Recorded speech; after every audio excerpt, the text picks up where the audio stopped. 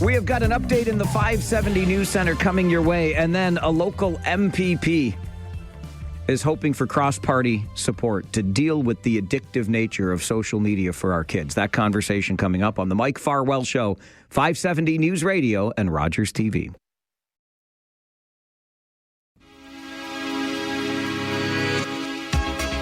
It is Wednesday. That means a number of things. Blue Jay Hunter will be here to talk Blue Jays baseball at 11 this morning. Rob Deutschman, political R&D. An R for Rob, a D for Deutschman. See what we did there? Even AI couldn't come up with a better name for a segment. Rob will be here at 11:30 to talk about campaigning because an election campaign just ended. And it's much different, municipal, provincial, federal. Rob and I will get into that during political R&D. At 11:30 this morning, 10 o'clock, Tom Korski will be here, managing editor of the Blacklocks Reporter, keeping an eye on Ottawa's business. And right after this update from the 570 News Center, social media and its addictive nature for kids. What are we going to do about it? A local MPP has an idea, and we'll talk about it next on the Mike Farwell Show. 570 News Radio.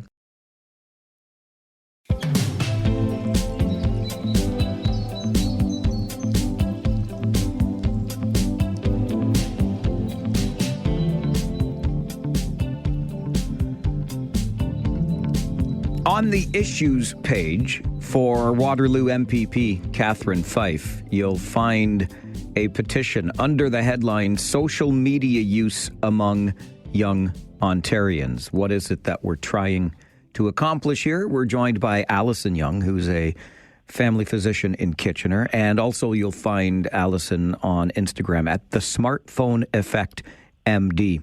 Alison makes time for our program. Good morning, Alison. Good morning. I know that you are working with Ms. Fife on this petition. How did it all get started? What are we trying to accomplish here? Yeah, so I've been talking about kids and social media for the past couple of years, and this is kind of born out of what I was seeing in my office and, you know, the way that these digital technologies are impacting young children, adolescents.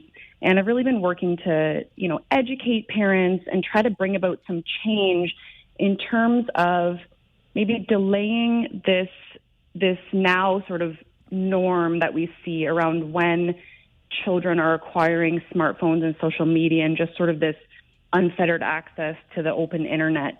And one of the things that I've really learned over my journey is that no matter how diligent parents are in trying to delay, you know, these platforms are still just not safe by design. And eventually kids are going to gain access. And I really think that parents need the help of government and some policy change in order to just make these places safer for their children whenever they do gain access. You mentioned that these platforms aren't safe by design. How is it that they are designed that makes them unsafe? So there are so many addictive features that impact us even as adults. But when you look at a child's developing brain, they really aren't equipped from a developmental standpoint to be able to withstand some of these addictive features. And so what I'm talking about there is things like the infinite scroll or the autoplay, where they can just watch videos and there's no ending to sort of cut their brain off. This idea of curated algorithms where, you know, the platforms are learning about all of us, but they're learning about children and they're learning what they like based on what they look at on the internet, and they're then serving them more content to keep them engaged as long as possible on these platforms. Likes and comments, really, you know, kids are at a very vulnerable stage in terms of their social development and peer pressure, and they want to please and fit in. And so those likes and comments can be particularly harmful for them. The endless notifications. I mean, the reasons go on. What impacts have you seen, Alison, on our kids, the kids that you're seeing come through your doctor's office? Yeah, so now that I'm asking questions and really looking at how much time these kids are spending, the things that they're seeing. I'm just seeing the way that because their brains are unable to regulate, oftentimes unable to regulate how much content they're consuming, they're just spending hours and hours a day. It's really not uncommon for kids to be spending 5+ hours a day on their phone. And what we see in the data is that that is associated with big increases in, depression, anxiety, loneliness, suicidal thoughts, all of these things. And the other thing that I'm seeing is just the way that it's impacting the parent-child relationship. I mean, parents are loving, they're doing their best, but these kids, once they get onto these online platforms, they are so roped into this world that it's impairing their ability to engage with their parents, engage with real-world activities, and it just becomes this unfortunate battle in the home.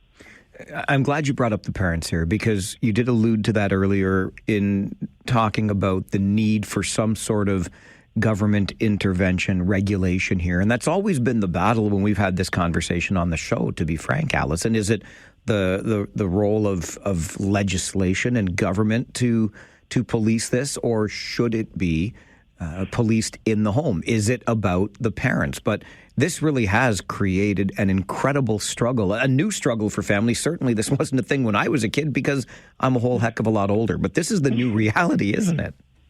Exactly. And I think, when I hear that argument, because you'll hear it a lot, parents just need to parent. Parents need to do a better job. And I think, of course, education is part of that. There's still a lot of parents that don't even understand the harms.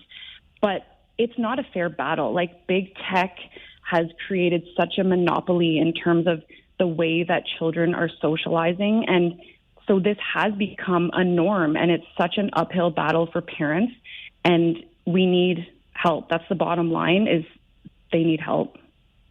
So how can we support this work that you and Catherine Fife are involved in?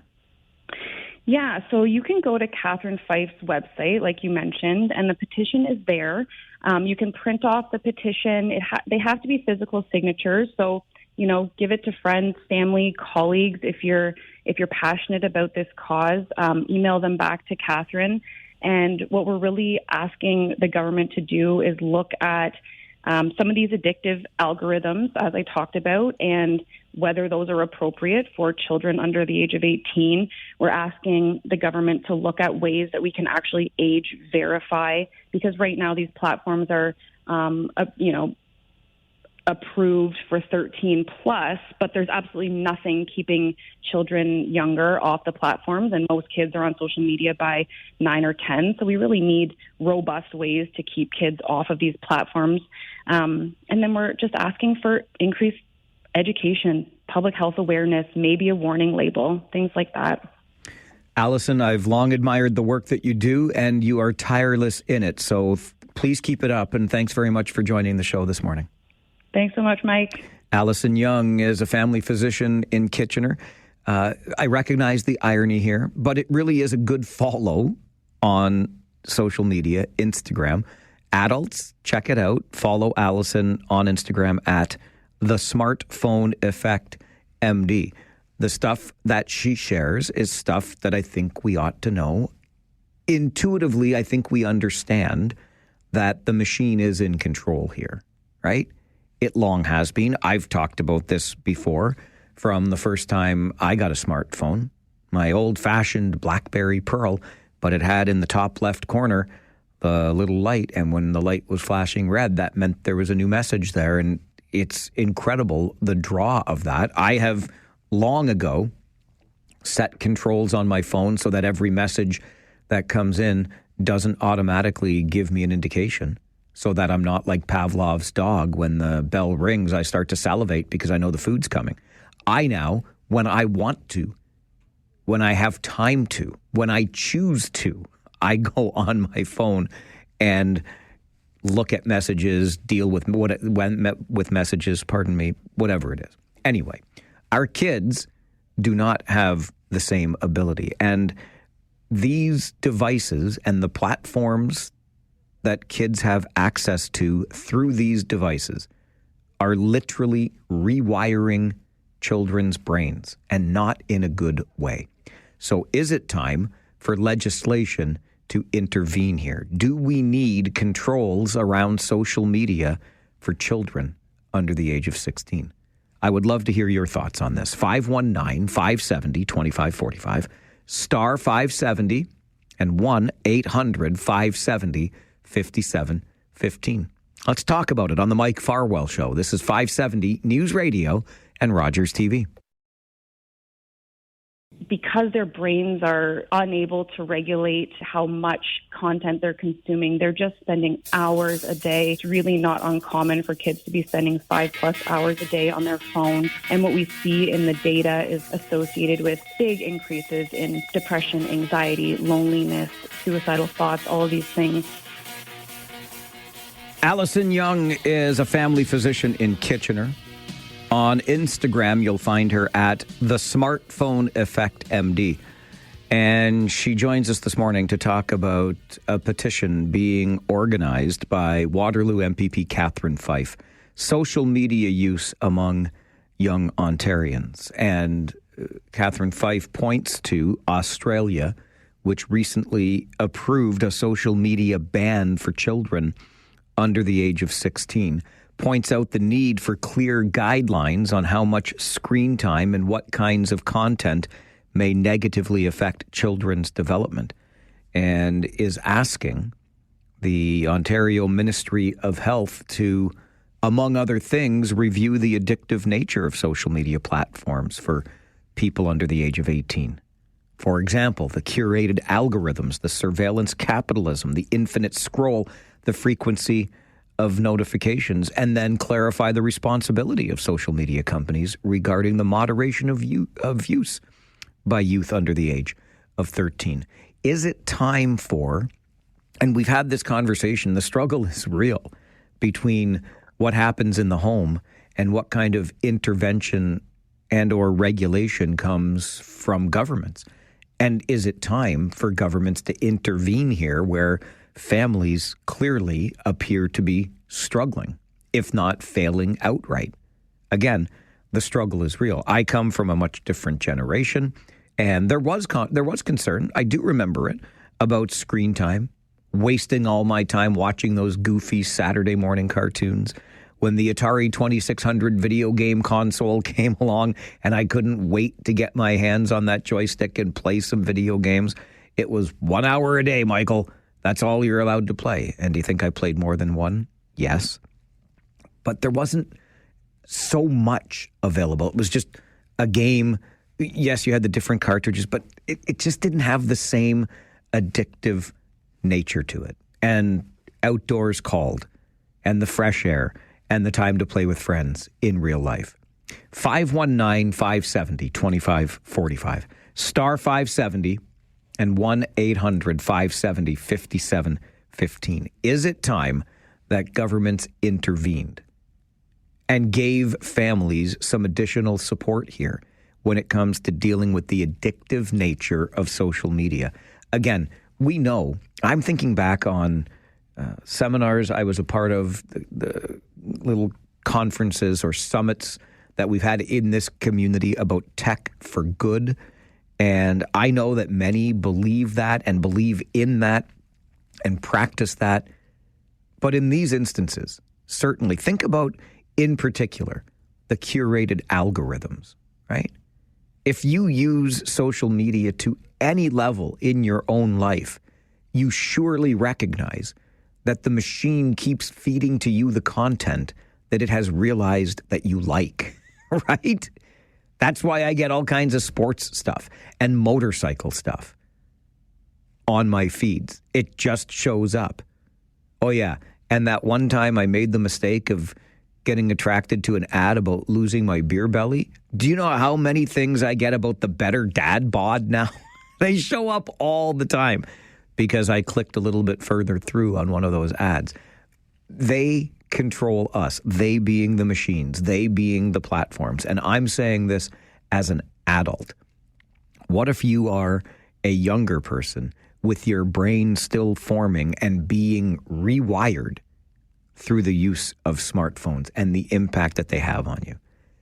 I hope that we can make some progress in this direction, thanks to the petition that Catherine Fife is bringing forward. You can find it on her website, catherinefife.com, and learn more there. Download the petition, put that physical signature on it, maybe take it to your parent group or the pickup party at school or whatever it happens to be. Get more signatures on it, and maybe we can get some movement here on the part of Ontario's Ministry of Health.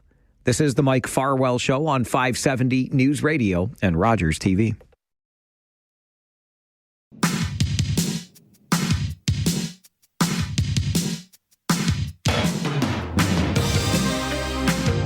As the results of our federal election begin to sink in, some things go running through my mind. And I recognize there's a lot of space for the running because I don't know what else is going on between my ears. But at the hyper-local level, in Cambridge, I'm quite surprised that somebody as seemingly safe in his seat as Brian May was unseated by Conservative Connie Cody. But Connie has run many a campaign before and ran another successful one here, and good on her. In Waterloo, I maintain that's bulletproof Bardish Chagger.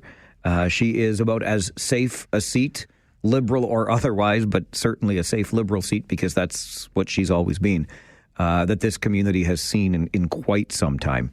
I'm not at all surprised, really, in Kitchener South Hespeler. Valerie Bradford never really gained a lot of traction, at least from where I'm sitting.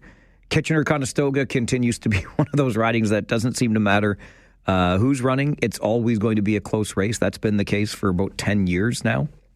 And we finally settled on Tim Lewis again this time around, but not by a huge margin by any stretch of the imagination.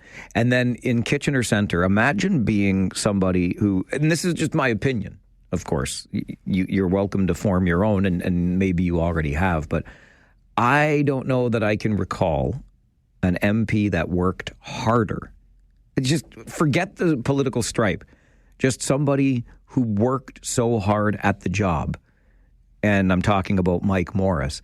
Imagine working that hard for years, for all of the 4 years he was in office, and then waking up one morning and realizing you don't have that job anymore. No matter how hard you worked at it and how well you represented your riding, Kitchener Centre, the voters decided on something else. And we can get into all kinds of things about splitting the vote on the left side of the spectrum because the Liberal candidate showed so well, et cetera, et cetera. But man, oh man, Mike worked his tail off, and because of that, or even in spite of that, is what I should say, out of a job.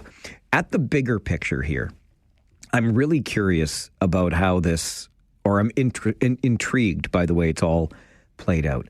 You could make the argument that after going through the exercise of another federal election, we're in the same spot that we were. The NDP, despite just the 7 seats, could effectively hold a balance of power because the Liberals and their 169 need only to cajole 3 more votes in order to get stuff passed. Could 3 of those 7, could all of those 7 NDP members work with the Liberal Party in Ottawa to move things through the House of Commons? But even further to that, what about? If I'm Mark Carney and my inner circle as I begin to form this next government, aren't I reaching out to the NDP representatives and saying, hey, why don't you come on over here? The water's just fine. And believe you me, I'm no fan of crossing the floor. I wish we would eliminate that opportunity. And if you want to cross the floor, you should have to run again under the new banner. But don't even get me started. The fact is, the rules exist for the floor to be crossed. Wouldn't you be nudging all 7 of those NDP MPs to see if 3 or more want to cross the floor, become Liberal, and all of a sudden you have a majority? How about the Conservative leader, Pierre Poilievre, who lost his own seat, but sounds like he intends on staying on? So what happens? They'll find a safe seat for him to run in. Somebody steps out of the way so Poilievre can run. How is that a thing, quite frankly? You lost your seat. Surely there should be, at minimum, a cooling off period before you can run in any sort of by-election. I don't like the way The possibilities that exist after the outcome of the election. The outcome is the outcome. Let's work with that instead of the string pulling that may be done in the days and weeks ahead. But such is the system that we have before us. It's going to be very interesting. An update from the 570 News Center, and then let's mind Ottawa's business, shall we? The Blacklock's reporter and managing editor, Tom Korski, joins us next on the Mike Farwell Show. 570 News Radio.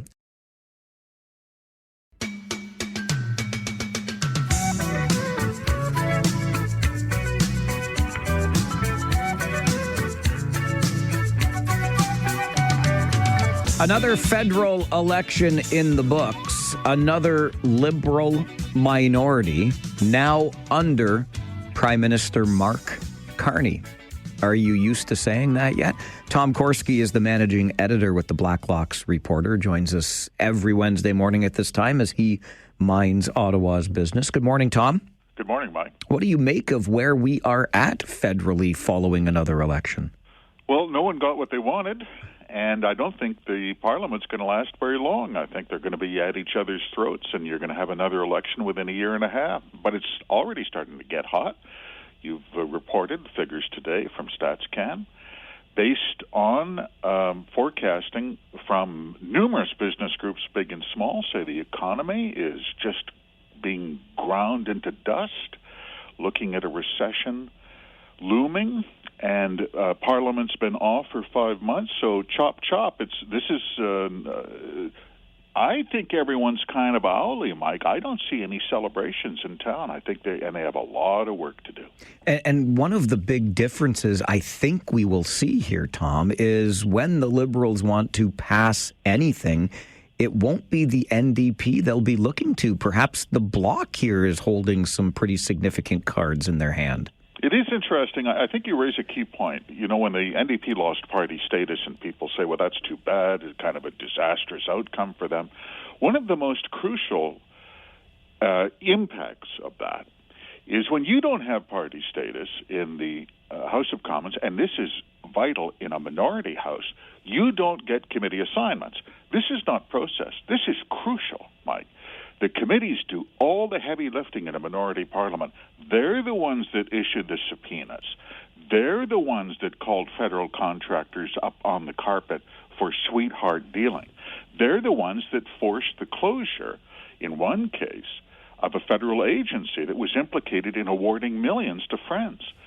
So with the NDP out of the picture, and they typically, by the way, had voted the Liberal way in committee to block, in some cases, subpoenas or demands for documents. Oh, it's just going to be a pig scramble now. And, you know, Conservatives and Bloc members have a lot in common when it comes to provincial rights and strong feelings about money and ethics. It's going to get hot. Speaking of the NDP, do you think there's any regret that they didn't go to the polls back in the winter? He says no. Jagmeet Singh says no, of course not. But how could you not? This was one of those moments even in time, in real time, where you watched someone do something with a match and the can of gasoline. You say, are you sure? And then you just assume, well, they must know what they're doing. They're not so counterintuitive. They would act against their own self-interest. December 9th, 2024, soft snow was falling on Parliament Hill. You can picture it, the Christmas lights. And there was a vote of non-confidence sponsored by the Conservative Party that quoted Mr. Singh in his own words, that said, given that, as Mr. Singh points out, the cabinet is weak, corrupt, and venal. And they quoted him, we vote no confidence. And the NDP shot it down. They voted with the Liberals and shot it down. At the time, they were 21% in the polls. They came in at 6%. We see through the counts, Mike, half a dozen Democrat MPs, including longtime members, finished third in their riding. Like, that doesn't happen in the world. They went right off a cliff. And there's a moment you never get it back. And it doesn't do much to dissipate the cynicism that would be around the idea that Jagmeet Singh wanted to hang on beyond February so that he would qualify for his pension. Or He was just afraid. He was afraid of an election. You know what? You can't do that in their business, yours and mine. Fear is never consequential, and it doesn't make for good decision-making. They acted when the campaign started like they didn't see it coming. Did you have a calendar? It was a statutory requirement to have a general election in 2025, and when the campaign started, the federal party, especially their headquarters, appeared disorganized, uninterested, didn't really get the vibe. It's inexplicable. This is the man, he chose his business, right? No one put a gun to his head and said, you're getting into public life, Jagmeet. You're doing it. He thought he was good at it. Absolutely disastrous. I found it very interesting, your reporting, Tom, around the Canadian Greens who, on Election Day, decided that 15 candidates would withdraw to avoid vote splitting. They said they never did it, but they have sued the Debates Commission. Poor God bless them, the Debates Commission. 3 elections, 3 lawsuits. So far, there's 0 for 2, and they've been sued a third time, this time by the Green Party, and for the disqualification of the party in the leadership debates. But they said something interesting in their federal court filing, and their lawyers filed a statement of claim, and there's affidavits. And they said in their filing, they admitted there was a certain number. They said we don't think it was more than 15 of Green candidates who withdrew their nomination papers because they were afraid of splitting what they described as the progressive vote in ridings where they felt some conservative MPs could be beatable. Pretty cynical. How cynical? Their leader, Elizabeth May, had said in January, no way, no how will we ever withdraw a candidate. We're going to run a full slate because this sort of strategic scheming, that would, in the words of Nixon, that would be wrong, Mike. You can't do that. And they did it. And good luck with the litigation. They're now down to 1. By the way, 40 years in campaign life, they've elected 4 MPs in 40 years, a record for futility. You can't hide from numbers like that. Tom, as always, appreciate you minding Ottawa's business and joining us on the show. Thanks for being here. Thank you, Mike. Tom Korski, managing editor with the Blacklocks Reporter. It's good stuff. It's subscription-based journalism, but you should pay for good work, and it's like $10 a month. But I would recommend checking it out. Blacklocks.ca. Tom Korski, managing editor, joins us every Wednesday morning at 10, minding Ottawa's business. Beware the Bloc Québécois getting those committee assignments. It makes now I'm getting fired up on the debate commission, right? Which, as Tom says, 3 elections, 3 lawsuits. The Greens excluded this time. Why do we have a separatist party that gets to participate in a national leaders debate? I actually quite like Yves Francois Blanchet. He amuses me. He's got no business there. Anyway, I'll just leave that over here. That might be a story for another day. Something that Tom said really raised my antennae because I've been wondering about this. It is, of course, another minority parliament. Tom says, I give it 18 months. 18 months. I know you may not love the outcome of this election with a 4th, count them, 4 Liberal terms now. That's like the record of futility for the Greens, 4 MPs, 40 years.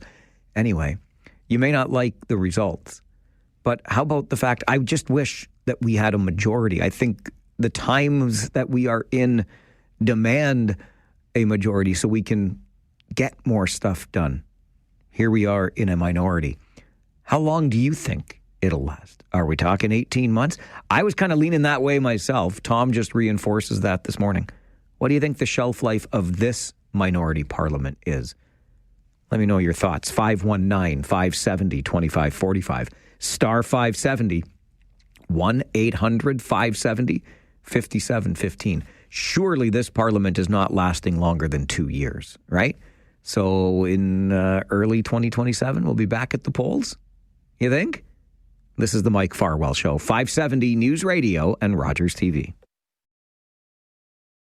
Parliament's going to last very long. I think they're going to be at each other's throats, and you're going to have another election within a year and a half. Based on forecasting from numerous business groups, big and small, say the economy is just being ground into dust, looking at a recession looming, and Parliament's been off for 5 months, so chop, chop.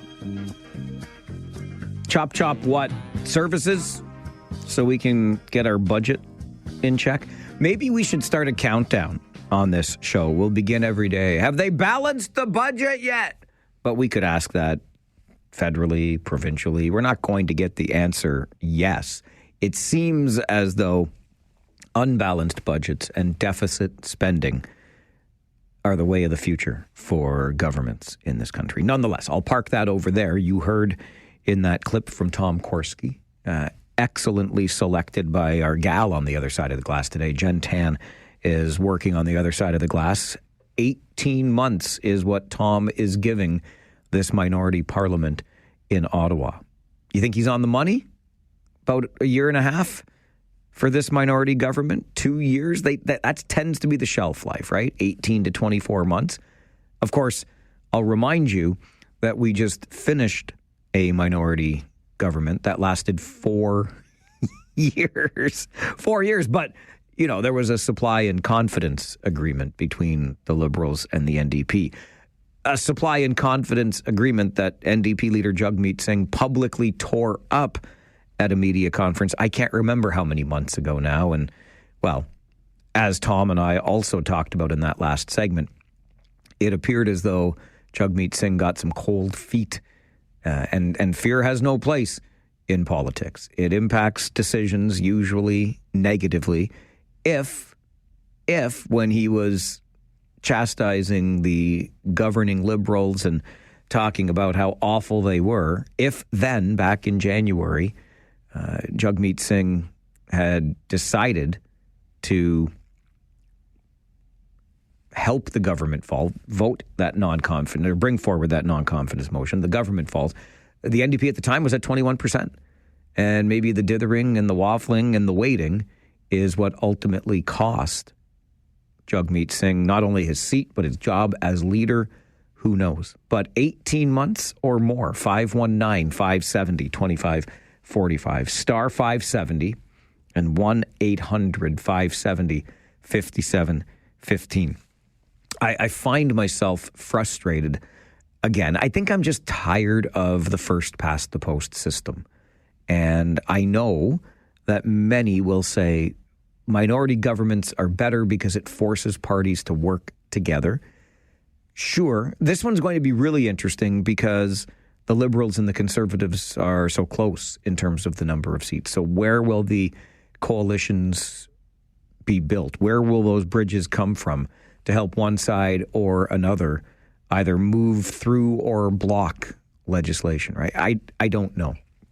In theory, I think the idea of the minority parliament is terrific, forcing those parties in Ottawa to work together, a more collaborative approach. But I was really hoping this time for a majority, conservative or liberal, frankly, because I think we need that keener focus on getting things done. And something else that Tom Korski alluded to is the business community sending up signals about the precarious economic position we're in right now. It requires a lot of work. Forget elbows up. Let's roll our sleeves up and get to work on that. And hopefully we can do that even in this minority parliament. But I don't think Tom Korski's far off the mark. Again, minority governments tend to last 18 months to 2 years. I don't think we're going to get longer than 2 years out of this particular government. So I hope you enjoyed the election campaign because there will be another not too far down the road. This is the Mike Farwell Show. By the way, there was some drama here locally within the NDP. I don't know if you heard about it, but I'll share it with you coming up. 570 News Radio and Rogers TV.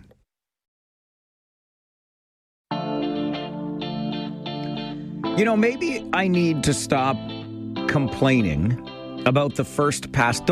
I'm not going to stop complaining, period. What fun would that be?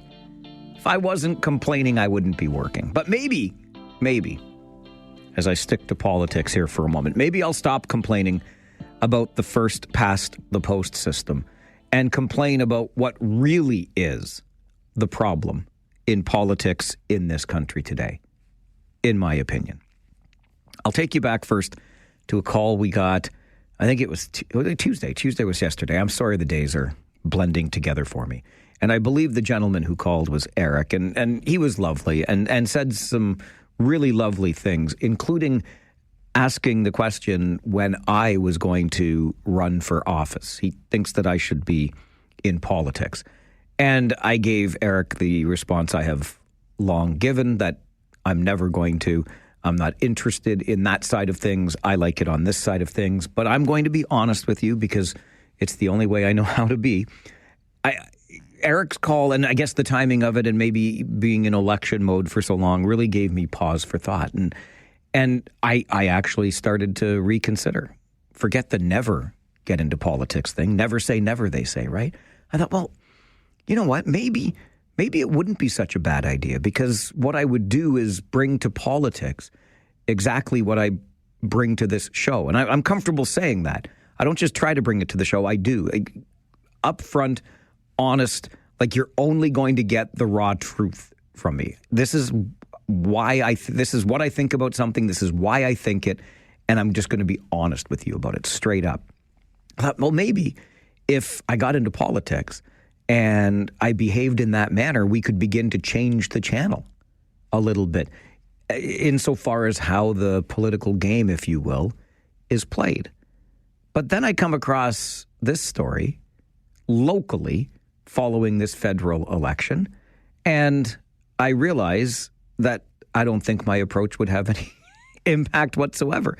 A local member of the NDP, so this is somebody who is a card-carrying member of the New Democratic Party, publicly endorsed the Green candidate in her riding in this federal election.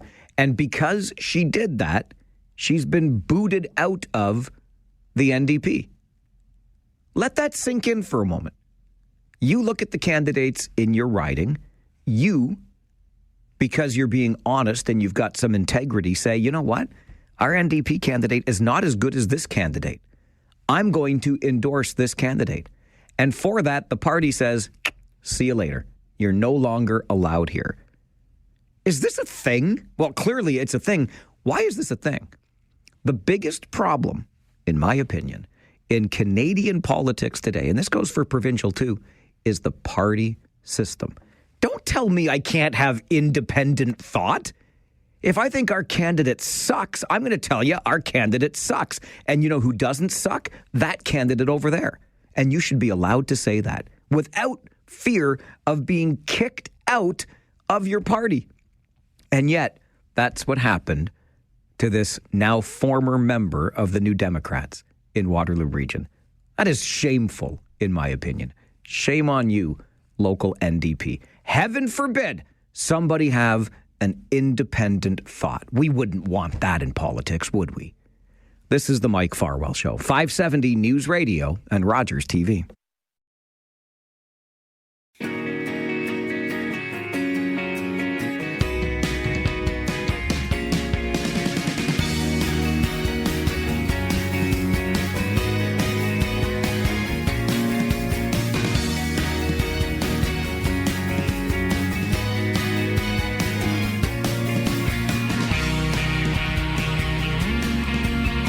Community on Stage in Cambridge is getting set to put on stage The Music Man. It will open this weekend. In fact, the curtain rises on Friday. And here to talk more about it is the director of the show, Scott Mountain. Good morning, Scott. Good morning, Mike. Thanks for having us on the show. It's an absolute pleasure. And along with Scott, we have Andrew Scott. Don't get the Scotts confused. Scott first name, Scott last name. Andrew. I mean, I'll respond either way. It's okay. Andrew, musical director, Scott. Good morning to you. Good morning, sir. I love it. I've always had this, by the way, Andrew Scott. I've had this long-standing belief that people with two first names are not to be trusted. Why should I trust you, good sir? I don't know. People naturally trust me. I'm a big old teddy bear. Okay, so, fine. I'll go with that. I'll trust you because you're a teddy bear. Scott Mountain, let me start with you on bringing something that's, only won 5 Tony Awards, been on Broadway, etc., The Music Man, to the stage here in Cambridge. What does it feel like? It's quite a pleasure to be able to bring this show onto the Cambridge Arts Theatre with Community on Stage. It's been one of my favorite shows in all of my life. It's the first show that I was ever involved in community theatre, and now 17 years later, I get to be the director and put this show on and give it my own personal spin and my own vision. So it's just an honor. What a full circle moment. What were you involved in with that first time with the Music Man 17 years ago? I was part of the barbershop quartet. I was the baritone. Amazing.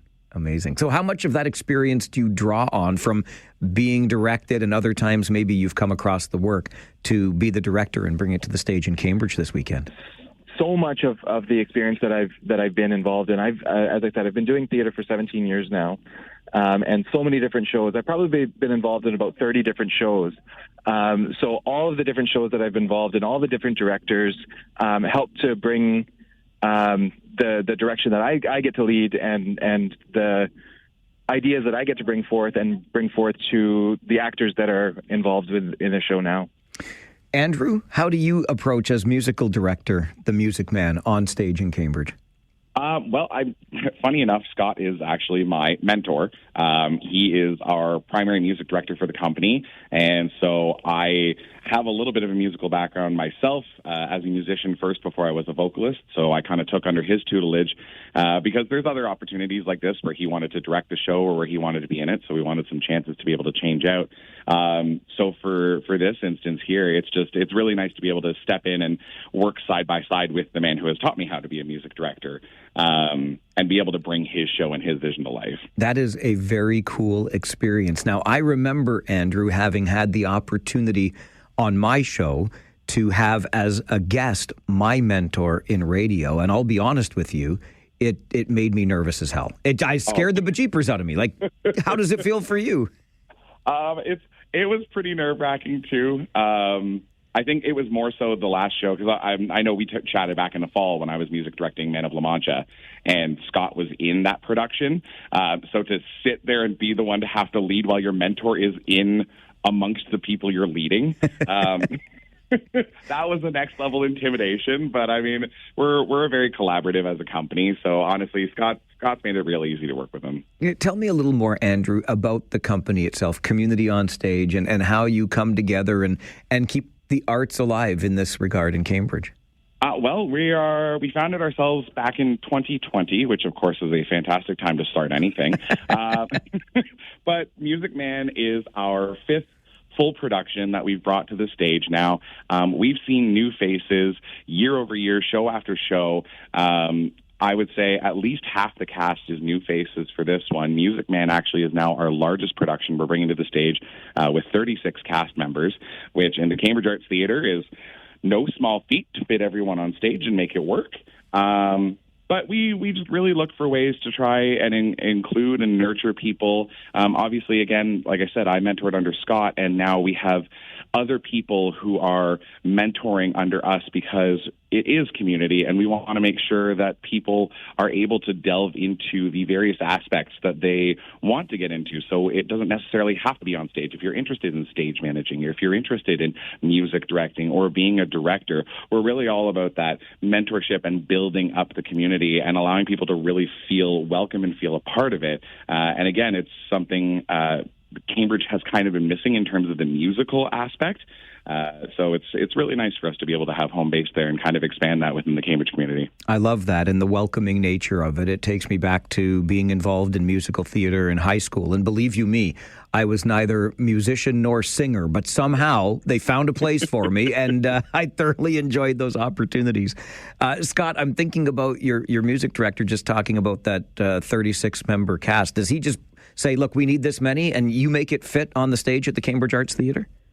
That is part of my job. But in the casting process, we actually We auditioned, I think it was about 60 to 65 people, and came across a cast of 36, which is fantastic. That's about as many as can fit in on that stage, as Andrew said, and it's great to have the talent that we have on stage for the show. It's amazing.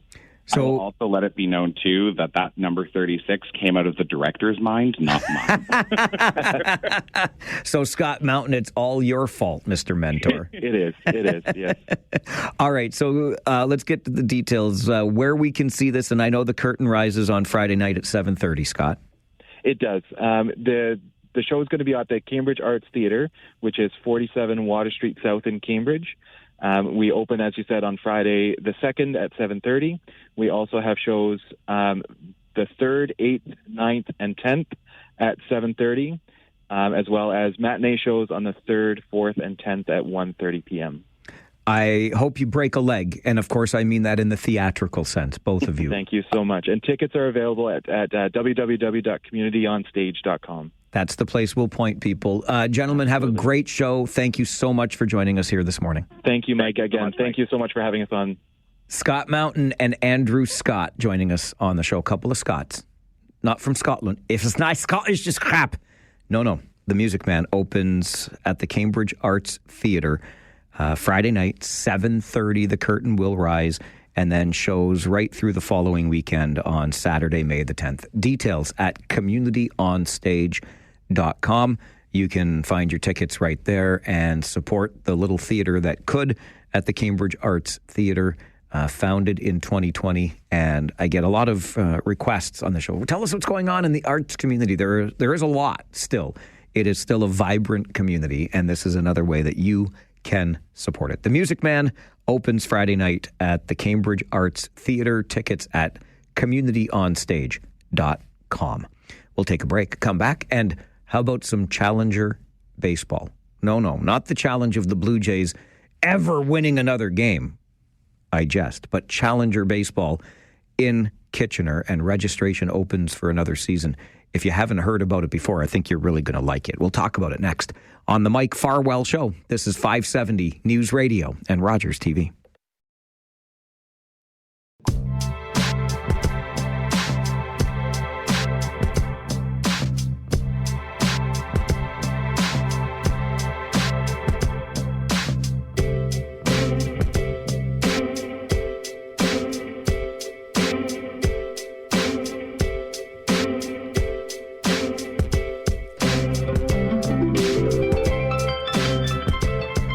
Despite what this morning's weather may have led you to believe, it's baseball season. It's baseball season somewhere. I couldn't believe it was 1 degree.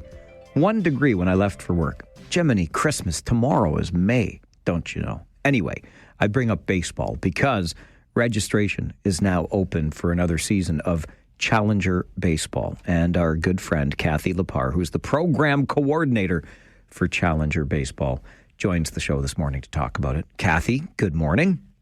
Good morning, Mike. How are you? I'm doing very well, thank you. How are you? I am good. I am fine as well. Good. How excited are you to be getting into another season of Challenger Baseball? Very excited, but like you said, it needs to warm up a tiny bit. It sure does. We don't want these kids out there in the cold, for crying out loud. My goodness. We have 2 seasons every day. Tell us more about Challenger Baseball, Kathy. I mentioned before the break that for folks who haven't heard about it, I know they're going to love the story, so I hope they stuck around because it is a great one. How did this all get started? What's it about? Well, 4 years ago, I was approached by someone asking about the Challenger Baseball program. And it's a program, baseball program specifically for children or young adults or youth with cognitive or physical disabilities or abilities. The program has been run for several years throughout Canada. And in Canada, it's called Challenger Baseball. But in the States and other areas, it's known as Miracle League. But it's all pretty much the same umbrella. So Challenger Baseball has been run for many, many years, but 4 years ago I was approached to start a program here in Kitchener. And when we first started, we had 9 athletes, and now we're up to a whopping 46, with 27 already signed up for this season, with more to come, I'm sure. That is amazing. From 9 to 46 and 27 already registered for the fourth season. Is this number 5 or this is number 4 coming up? This is number 4. Yeah, number 4 coming. 4. Okay. Can you believe it? No, because I remember being there at Crosby Park on the first day of the first year, and here we are coming into year number 4. Yes, well, we have some exciting updates to share as well. Our season this year will be held at Crosby Park, but we do have some exciting news to mention. We will be getting an accessible diamond here in our community, hoping to have opening day in 2026 for the 2026 season. So we've been working very hard behind the scenes with Jay's Care. We need to submit another grant next year as we still have a bit of work to do. But we've done some presentations with the city, and the city is very on board with this. And they have donated some land to us at the Upper Canada Diamonds, so Homer, Watson, and Dune area, Pioneer area. We will be transforming the current T-ball diamond into a 100% all-accessible diamond. That's amazing. So what goes into that, Kathy, just so we can kind of wrap our heads around it for this adaptive style of baseball? What makes the diamond fully accessible like that?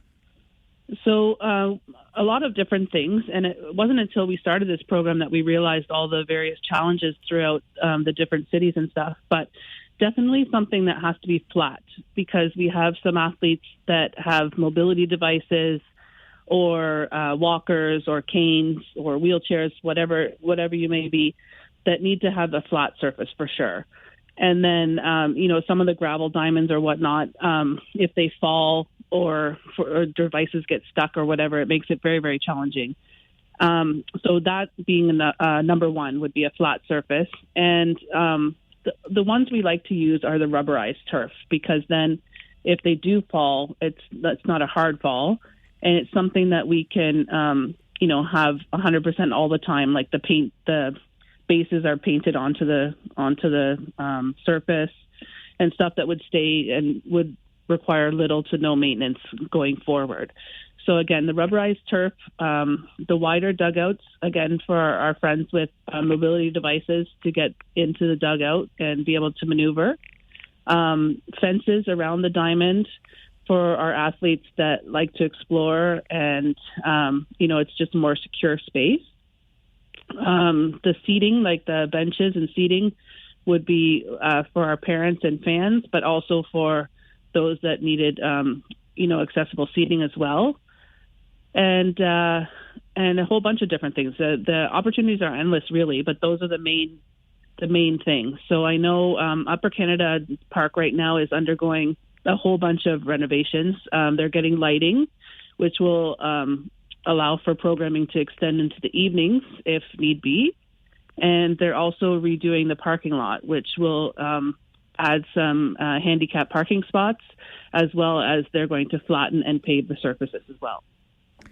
How can people get involved with registration now open for the 2025 season of Challenger Baseball, Kathy? How can folks get involved? Well, our link is on the Kitchener Minor Baseball website at kitchenerminorbaseball.com, or they can connect with me straight. My name is Kathy.Lapar at kitchenerminorbaseball.ca, and I'm able to answer any questions that anyone might have. And a lot of the community groups, we've posted our flyers as well, so they might see them in a lot of the Kitchener-Waterloo community groups as well. When does the season kick off? Good question. It's Sunday, June 8th to August 17th. So again, this season we're going to be running on Sunday morning from 10:30 until noon. Again, this year we'll also be at Crosby Park because it's the most accessible that we have until our new diamond is ready to open. I'm looking forward to another season of Challenger Baseball. I'm sure you are too, although it means a lot of work for you, but you do it so well. So here's I love it. I know you do. Here's to another great success and continuing to increase the number of athletes who get to take part in this great game. Thanks for being here this morning, Kathy. Thank you so much, Mike. And one other thing, if I could mention really quickly, is we have a Try It Day on Saturday, May 10th at the Yard in Cambridge, 777 Lawrence Avenue, from 4 to 5:30. So if any athletes aren't sure if this program is for them, they're welcome to come and try it for free. We'll be there to answer any questions they have. We have all the equipment handy. So again, Saturday, May 10th is our Try It Day this year, where anyone could come out and try it from 4 to 5:30. All right, Saturday, May the 10th. And the Yard, that's an indoor facility, right? Yes, it is. Okay, yes, perfect. So rain, shine, or freezing ding-dang cold. Let's hope it's nicer by May the 10th for sure. But yeah, hopefully for sure. But rain, shine, or whatever it may be, it will be a go. All right. Thanks, Kathy. Keep up the great work. Thanks for your time, Mike. Kathy Lepar is the program coordinator of Challenger Baseball here in the region. And if you want to get your child involved, or you yourself would like to be involved, just visit kitchenerminerbaseball.ca. You'll find the link to Challenger Baseball right there. You can get registered. And if you want to learn more, that Try It Day on Saturday the 10th, 4 till 5:30 at the Yard in Cambridge. This is the Mike Farwell Show, 570 News Radio and Rogers TV.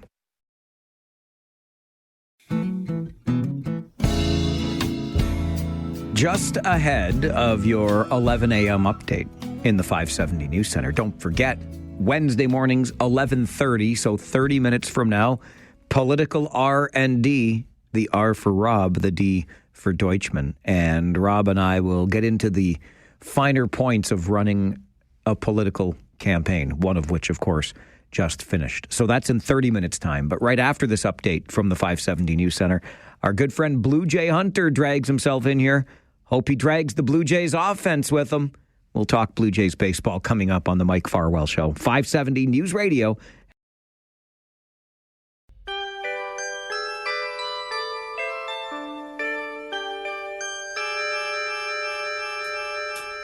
The Whiz Kids had won it, Bobby Thompson had done it, and Yogi read the comics all the while.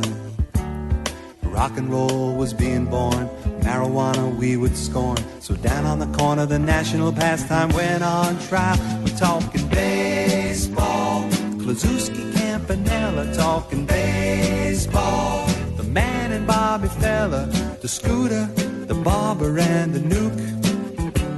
They knew them all from Boston to Dubuque, especially Willie, Mickey and the Duke.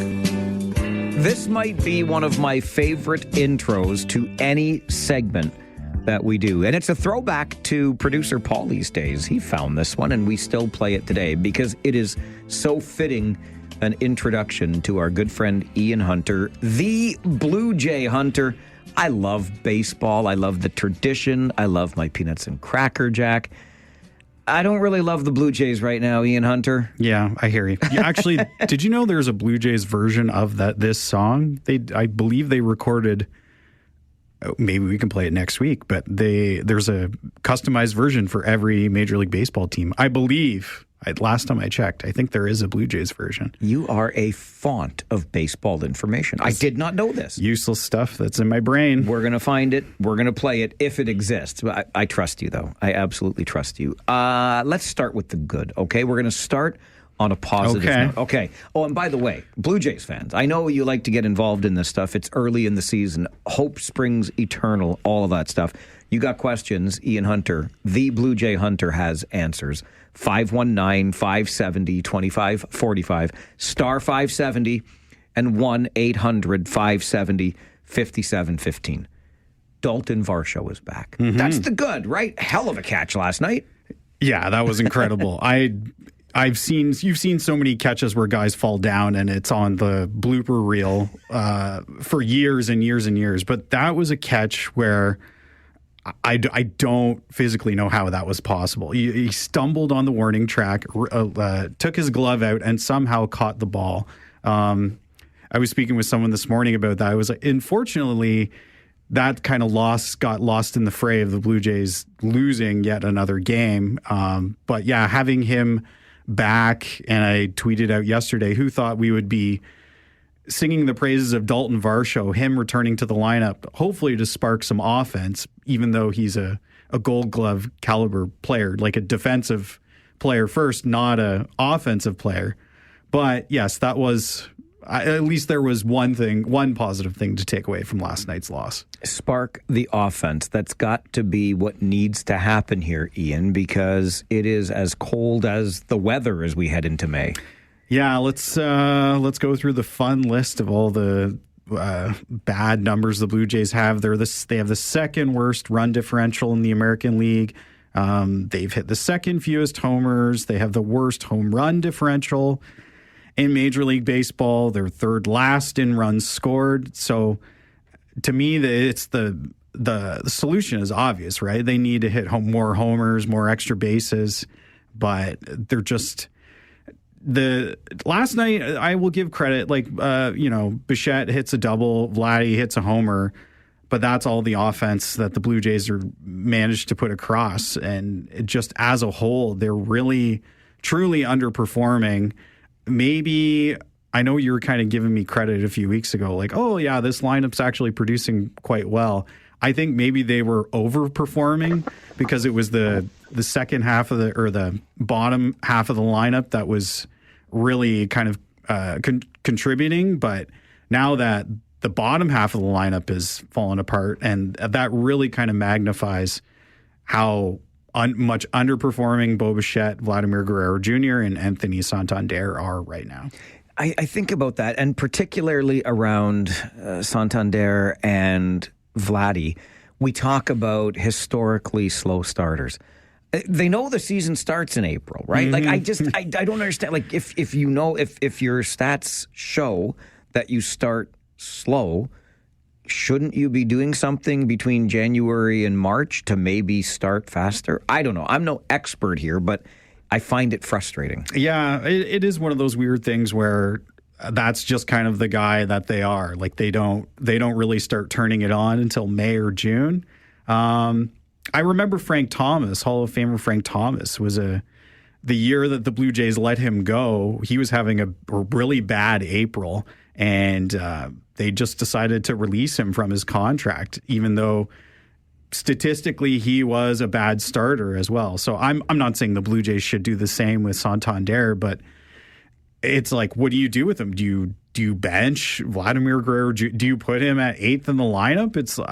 I really don't. There's not many more ways that the Blue Jays can generate offense with this lineup other than just those guys' bats coming alive, which, it's easier said than done, but they are going to live and die by those top three guys in their batting order right now. Well, what you just said is interesting to me then, because I've heard people talk about shaking up the lineup, moving around the batting order, anything like that to try to stimulate some offense. But based on what you just said, there's not much more, there's not many ways you can get more offense out of it. I mean, this team doesn't seem to have trouble getting guys on base. They are hitting a lot of singles. They're not hitting a ton of extra bases.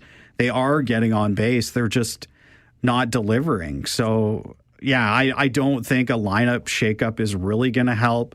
If we really want to go back further, I remember, hey, they fired the hitting coach last offseason. Well, that's going to change the approach. Well, no, it hasn't.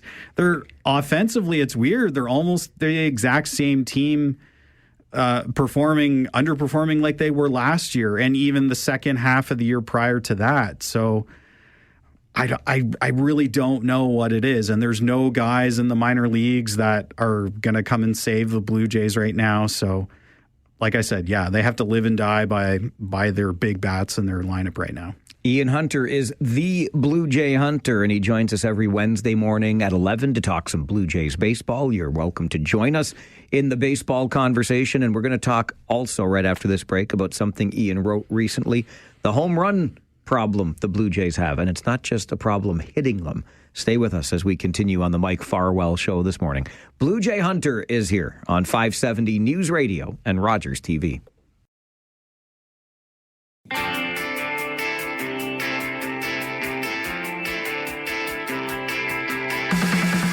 If it's Wednesday morning at this time, you know that the Blue Jay Hunter is in the house. Ian Hunter talking Blue Jays baseball with us, even though maybe he'd rather not be. He loves his baseball. He loves his Blue Jays. he can't help it that they've lost 8 of their past 9. It's not your fault, Huntsy. We don't blame you for this. For better or worse, we're here to talk about them. Exactly. And you are welcome to participate in the conversations. 519-570-2545. Star 570. 1-800-570-5715. Let's go to the phones because Ron is with us this morning. Hi, Ron.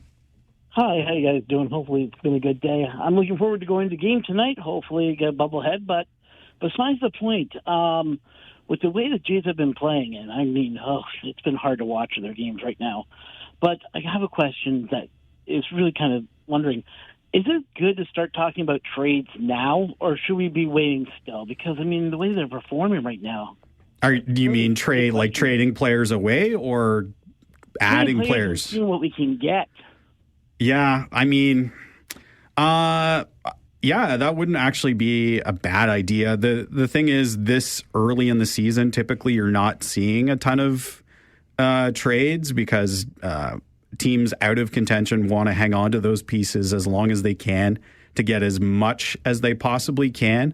But yeah, I think infusing any kind of offense into this lineup would be a plus. The thing is, you're going to be paying through the nose in prospects for them. And to be honest, the Jays don't have a ton of really good prospects that I think other teams would want. So that's kind of why, you saw them, they demoted Will Wagner the other day and brought in Dalton Varsho. So that was one move. But yeah, save for that, I think they're just going to be minor plucks from the AAA team here and there. Thanks for the question, Ron. And you referenced it earlier, too. Frank Thomas released him from his contract in April because he's a slow starter. If you're trying to move Blue Jays right now to spark something, you're selling low. Right? Oh, yeah. Like, if you're trying to sell pieces right now, yeah, you're absolutely selling low. And it's just not, for optic-wise, it doesn't look good. Weeks after you just signed Vladdy to a $500 million contract, it's just, I don't know. It depends on how this season goes. I don't foresee them selling, but if it continues on this path, you might have to think, hey, if there's some guys like a Bo Bichette, maybe he becomes a trade option all of a sudden. So we'll have to wait and see how this pans out. They're under 500. They're not super far back, but they've got some work to do here. Well, and you said this last week, Ian. Nobody wins a championship in April. But you can certainly lose one if you don't get going or keep up with the leaders early on. Yeah, I guess the one fortunate thing is they have the Baltimore Orioles who are actually performing worse right now. There's no team like juggernaut in the American League right now that's really running away with it. So there is time, and the Blue Jays have space to make it up, but you can't perform under 500 every month and expect to make the playoffs. It doesn't work that way. Yeah, you don't want to be counting on the 10 or 12 game winning streak in July to get yourself back into something. Oh yeah, if we just win 15 games, we'll be right back in it, right? It's that easy, isn't it? I like what Ron said though. These games are tough to watch right now. Maybe it's a good thing that despite last night's result, the Leafs are still around, and Toronto sports fans are consumed with something a little different right now. Yeah, I will say, I don't want to say this team is unwatchable, but they are a difficult team to watch because, like we saw last night, they're down 7-0, and you're like, this game feels like it's over, and it's only the third inning, just because there's so much lack of offense. At least in 2015, that team, if they were down 5 runs, like, oh, they're going to get this back, no problem, because they had so much power in that lineup. But now they're scratching and clawing to get 2 to 3 runs across the board. So it always seems like an uphill battle. And I feel bad for the starting pitchers because you have to expect them to basically be perfect. Bowden Francis has an off night last night. He's going to have a clunker every now and then, but it would be nice for the lineup to kind of pick up the starting rotation once in a while and say, hey guys, we got your back. We're gonna put a 10 on the board tonight or something like that. 5 home runs surrendered by the Blue Jays last night, which brings me around to the piece that you wrote recently that I found intriguing about the Blue Jays home run problem. You would think at the headline, it's that they're not hitting home runs, but it's also that they're giving them up. Yeah, too. and because the thing I've been racking my brain about this team is like, man, it does seem like there is a lack of extra base power on this team. But I looked across Major League Baseball, and it kind of seems like offense is down a little bit. So the Blue Jays are not that much of an anomaly in that case, but they've given up 42 home runs, which is among the most in Major League Baseball. They've given up 26 more home runs than they've hit. So to me, that kind of tells the tale of the tape. I'm probably going to have to dig into this a little bit further, but I feel like where the Blue Jays are really losing these games are those home runs given up by the pitching staff, not just the starting rotation, but the bullpen. They do have quite a few guys who are home run prone, like Jose Barrios is usually among the league leaders in home runs given up. Francis had 5 last night, and so it makes the margin for error extremely thin, but they're not doing themselves any favors by giving up that many home runs as well. Well, it also, though, puts additional pressure on the pitching staff, doesn't it? Because they feel like they have to be perfect because the offense isn't really there to bail them out of even a 2 or 3 run deficit. Yeah, and I mean, we saw that the other game with Kevin Gausman where he threw 53 pitches in an inning or something like that against the Yankees at Yankee Stadium, and it just felt like, you would love for them to have maybe 4 or 5 runs of support, and that would it could feel like you could breathe. But when you're out there on the mound feeling like every single pitch has to be perfect, that's like trying to go out and shoot a round of golf where every shot is perfect. It's never going to happen. I might get one good shot in a round of golf. So you're expecting a pitcher to hit their spot every single time, 90 out of 100 times. It's just not going to happen. Ian Hunter is our Blue Jay hunter. He joins us every Wednesday morning at 11 to talk Blue Jays baseball. Listen, it's early, right? Early, we can keep saying it's early. 29 games in. We got 133 to go. Everything's fine. Yeah, hopefully next week we'll have something more positive to talk about. In a week's time, a lot can change. That's right. All right. Thanks for being here again, Ian. Thank you, sir. It's the Mike Farwell Show, 570 News Radio and Rogers TV.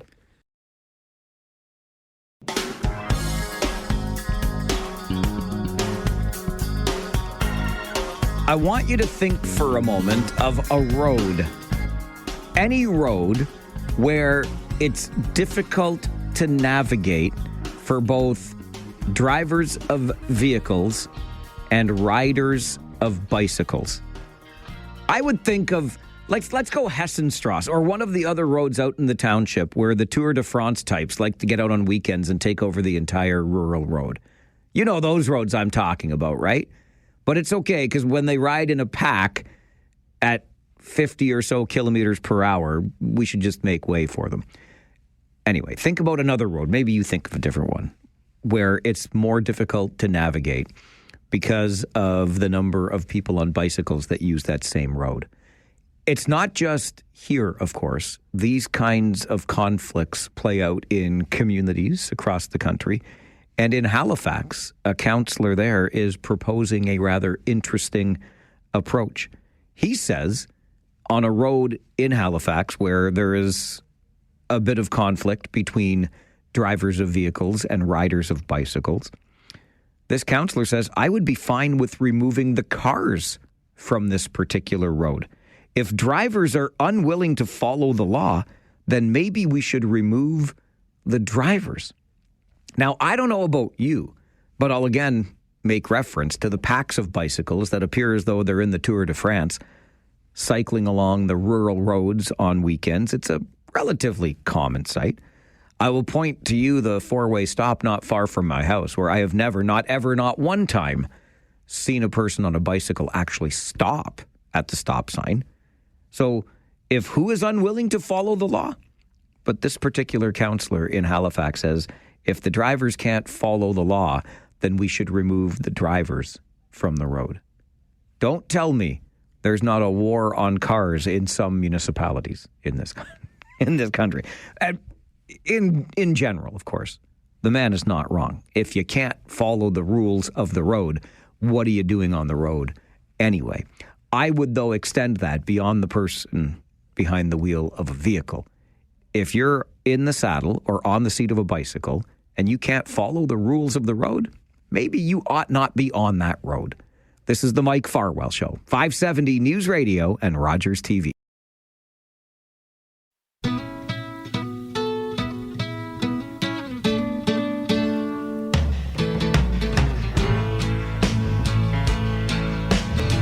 I pulled into Nazareth, was feeling about half-past dead. Apparently, the guest for political R&D, Rob Deutschman, the R for Rob, the D for Deutschman, every Wednesday morning, 11:30, little political R&D. And he requests his own music to start the show. But this is excellent. I love the band. Yeah, but Mike, I know the secret to your success is a good back office. No argument there. All credit to the back office. You want to give credit to the back office? Did you hear the first 10 minutes of the show today? No. Who are you going to give credit to for that? I didn't hear that. Well, you should go back and listen to the podcast. It'll be enjoyable. There's not much to listen to. No, I'm intrigued. Good morning, Robert. Morning, Michael. It must be Wednesday, 11:30. It is indeed. And as we get into this, and I know we want to talk about campaigning, but let's go back to a campaign that you were involved in for regional council when one of your fellow elected, Carrie Williams. And boy, we are... I was shocked when I saw the news from Regional Chair Karen Redmond last night about Ms. Williams' passing. Well, I wanted to start today by talking about Carrie. Very saddened by this loss. She's 40 years old, young family, 2 children. And I didn't really know Carrie that well. I first met her in the 2018 campaign when she was, I was running for regional chair, and all of a sudden I met her at a Jen Vasic event, and she was introduced herself, and she was running for regional council. And I'm like, okay, it's going to be a tough race because you got 4 incumbents there, Tom Galloway, Jeff Lawrence, Elizabeth Clark, Michael Harris. And, it'd be a good learning experience for you, to run and then see what happens next time. And she got kind of a little bit mad at me for saying that. So, I wasn't trying to be rude or anything. It's just I thought, hey, great learning experience because we need to see young people running. And lo and behold, she ends up coming in 5th in that race. And so she performed really well. And so then she ran the next time, and there was more openings. And so I got to meet her a little bit more on the campaign trail and chat with her and stuff. And then, she came in 3rd. She beat me. I came in 4th. She did super well. And we'll talk about that campaign in some more detail. But just, I got to learn more about Carrie over the past 3 years. We worked closely together on some things. We were sort of aligned in spirit. But, Carrie, her background was in research, right? Policy. That was her area. And one of the first things that she did and actually made a substantial change to council meetings was the fact that now we have a recorded vote for everything. The first few meetings were like generally when somebody calls for a recorded vote, it's done because somebody sometimes wants to maybe put pressure on people because now your vote is recorded on something where you may vote yes or no, and it might be a controversial item, but now there's a recorded vote. And the way regional council was doing it then was it's like a roll call.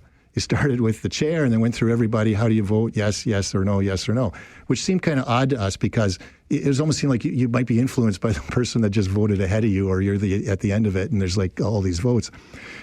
Whereas in the past, you would all just stand up. Everyone who's yes, all stand up. Everyone no, all stand up, and abstentions. So Carrie brought forward the motion that was successfully passed so that now we have a recorded vote. So there's a public record on every vote that happens at regional council because it's all electronic and it made sense. And I could see that. And she was on committees and at budget time, she brought forward motions that talked about cutting costs, which was, I was like, wow, she really thought it through. She wasn't stereotypical about the approach that she took. And she was a fighter for the community, too, because she was actively, even up until recently, helping people with respect to noise fences, concerns on Highland, or I forget now if it was Ira Needles here in Highland, that area, not too far away. In fact, she was even working on a truck bypass route for North Dumfries, which caught me by surprise because I live in Ayr. and here she was working on it. And the fact that a lot of people were caught by surprise, and she was battling this since 2020. Yeah. And so she would, appear brand new at council. to me. I had no idea. Because she was a fighter. She showed up at council at times. She participated in the debates. She sometimes appeared via Zoom when she wasn't feeling well. She was going through the chemotherapy. She was a fighter. She was, a phenomenal individual. I'm deeply saddened by the loss, and and I tried. I'd often convey my advice to her because she was a new counselor. I really enjoyed working with her, and we'd get together for lunch and stuff like that at times. So, yeah, Carrie was a super individual, a real loss, and I really feel bad for the kids and her husband and the family. So, all the best, and God bless to Carrie and to the family. You mentioned that 2018 campaign, Rob, and then the following campaign in 2022 you were both a part of. We just wrapped up an election campaign, a federal election campaign. There are rather stark differences between campaigns federally, provincially, and municipally. Yes. Oh, yeah. Huge differences. And that's why I wanted to, when thinking about what we're going to talk about today, and then just having gone through the election and seeing what happened election night, people you expect to win, losing, people you expect to lose, winning. A guy like Mike Morris not coming through. When you take a look at the body of his record over the past 4 years, creating the Canada Disability Benefit, which by any measure is probably one of the most substantial things that any individual could do, let alone someone who's part of a party, happen, which is just phenomenal. But here's the thing. The municipal elections just simply are very much an individual type of race. It'd be you, some family members, some friends trying to get out and do what you need to do. When you're at the provincial and federal level, now you have the party apparatus. Now, there's some nuances on that, but you have the party apparatus that's there to assist you. Now, sometimes the party apparatus is not as helpful as you think it might be, and there may not be the volunteers there, but most ridings will have a local association, Conservative, Liberal, NDP, provincial or federal, that's there on an ongoing basis, month in and month out, whether they have a winning candidate or not. They're still meeting, they're still organizing. When you're in a municipal campaign, you are on your own. You are trying to come up with your policy. You're trying to come up with your social media. You're doing all that on your own. Whereas with the provincial and federal, you have that guidance to get that stuff done. You have more fundraising goes on. You have a central party. You have a leader. The focus is on a leader and the platform, not so much on the individuals in the local ridings. I mean, a lot of what you see is because people like Polyev, they like Carney at the federal level, or they like Ford, or they like Crombie, or they like Stiles at the provincial level. At the municipal level, it's very much you yourself. And I can tell you, for example, running for regional chair in 2018, I hadn't really thought about it at the time, but that is an election over the whole of Waterloo Region. Well, we have 5 ridings in Waterloo Region. So when you're running for regional chair, you're running a campaign over 5 ridings. It's just a massive, it's unreal. Massive undertaking. Couldn't imagine. Yeah. Couldn't imagine. When you run provincially, you had a pretty well-oiled machine behind you for that. I wonder, does the province give you a template at all, or does the provincial party give you a template at all, or because it still had a Rob Deutschman feel to it for me? Well, there was a lot of that, social media, billboards, et cetera, and after the break we'll talk about the 2022 campaign and the 4 different sort of campaigns that went on then. But you put a lot of your own stamp on it, okay? The party will send you information about policy issues. They'll send you daily updates about what's going on. We have every party has a software that allows them to see identified Liberals from previous campaigns in streets, so you know where to go. And so this software that you use is where when you're knocking on doors and people say, yeah, I'm voting Liberal, boom, you identify them, and on your cell phone. Right, it's an app, and you identify them right away. So all that data is collected, so that come election day, because like everything, you're trying to identify as many votes as possible to get out the vote on election day. The GOTV, or whatever it's called. So that's really what you're targeting to do, is identify as many votes as possible to get them then out on election day to vote. Now, you're still at the whim of the tides, the political tides. Look, Trump and tariffs. Right. I know during the provincial campaign you were commenting about, it can't be all about Trump. Well, look at the federal campaign. It's all about Trump, right? I mean, Polyev started to bring it back to other issues, pocketbook issues, which I think probably helped him. But anytime Donald J. Trump raised his voice, boom, that just overtook the headlines and overtook the messaging that was going on. And so then it became, who did you like to deal with Trump, right? And it wasn't so much then the local. But yeah, you do get help. But again, it depends on how organized the parties are. And I think even in the federal election, when you saw people that weren't vetted properly, you saw the Green Party drop 15 people before the debate. I mean, you're going, well, we knew the election was coming. How organized were you? So while there is more organization that's happening, professional organizing that is happening at the central campaign, at the municipal level, it's very much it's like the mom and pop convenience store versus Loblaws or Foodland, right? All right. Let's talk more about that. 2018, trying to cover the entire region. I can't even imagine the undertaking in a bid for regional chair. How does that differ in 2022 when you're trying to be still, it's not just a ward in Kitchener. Right. You want to represent the entire city. Political R&D with Rob Deutschman continues on the Mike Farwell Show this morning. Stay with us. 570 News Radio and Rogers TV. Wednesday mornings, 11:30, it's Political R&D with Rob Deutschman, who has run his share of campaigns. We were talking earlier about... Suddenly I feel tired. Regional chair in 2018, provincially just earlier this year, some experience from that. The 2022 municipal election, Rob, you're running as a regional councillor for Kitchener. So again, different than... a municipal campaign where you're running for a ward in a city or a township. You're running for the entire city. Yeah. So I just want to quickly, in 2018, when I was running for regional chair, just wanted to point out, back then signs could go up pretty well anywhere. So a lot of my time was spent from 11 p.m. until 2 a.m. out on the busy roads putting up signs because you could park on the side of the road at Fisher Hallman or something without worrying about a bunch of traffic, get your sign up and then get out. But by 2022, though, the landscape had changed with respect to signs, right? So now you're thinking, okay, how am I getting my message out? And you're essentially running a campaign that's like a mayoral campaign because you're running for the whole of the city of Kitchener to be elected as one of the 4 regional councillors. And 2022 also was pretty wide open because you had, I mentioned the names earlier, but Tom Galloway was retiring, Elizabeth Clark wasn't running again, and Jeff Lorenz wasn't running again. So it was a pretty wide open race for 3 new people. So looking at it, you had Michael Harris, who was the incumbent. And so you say, okay, well, the incumbency is very strong. And I think maybe Michael had 1 or 2 signs up, and that's about all you need to get out there. Because we had a debate then, and I can tell you not all the candidates showed up at the debate. There was one debate. Remember, this is just, sort of coming out of COVID. It's like...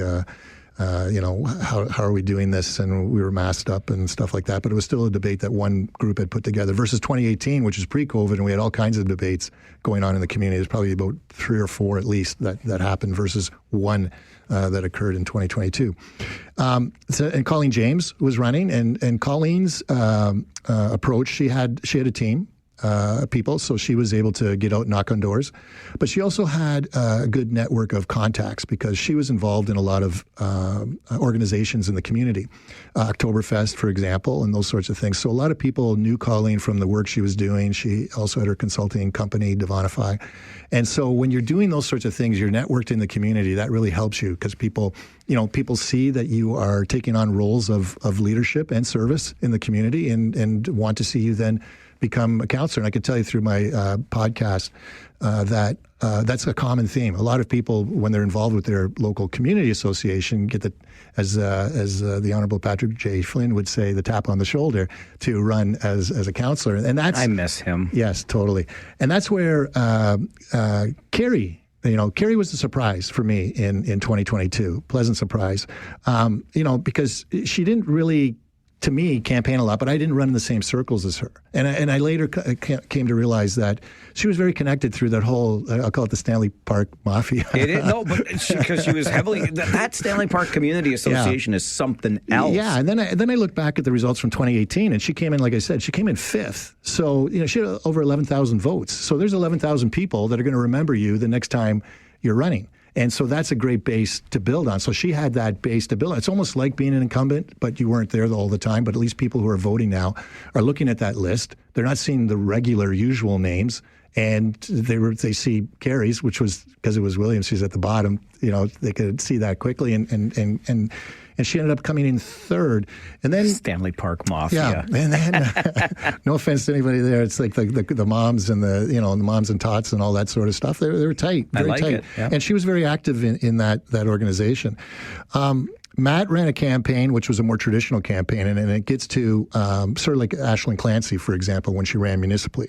All of a sudden there were Ashland Clancy signs up everywhere when she ran, and then you soon realize the Green Party is good at providing the volunteers from the Green Party coming out to support people at the municipal level and advancing those people. And you can see it worked perfectly for Ashland. She went from a municipal background, no one really known municipally, and then on to provincial. And won't get into I'm not getting into your 6 views. months, Rob. Anyway, 6 months. I have no problem with that. Yeah, but anyway, I have a massive problem okay, but with we that. digress. Okay. So Matt ran a great campaign in the sense that it was more traditional. He had volunteers. He had teams that go out knocking on doors. And I think he said to me, knocked on, I don't know if it was 16,000 doors or it was some massive number of doors. But the thing for Matt was he was new.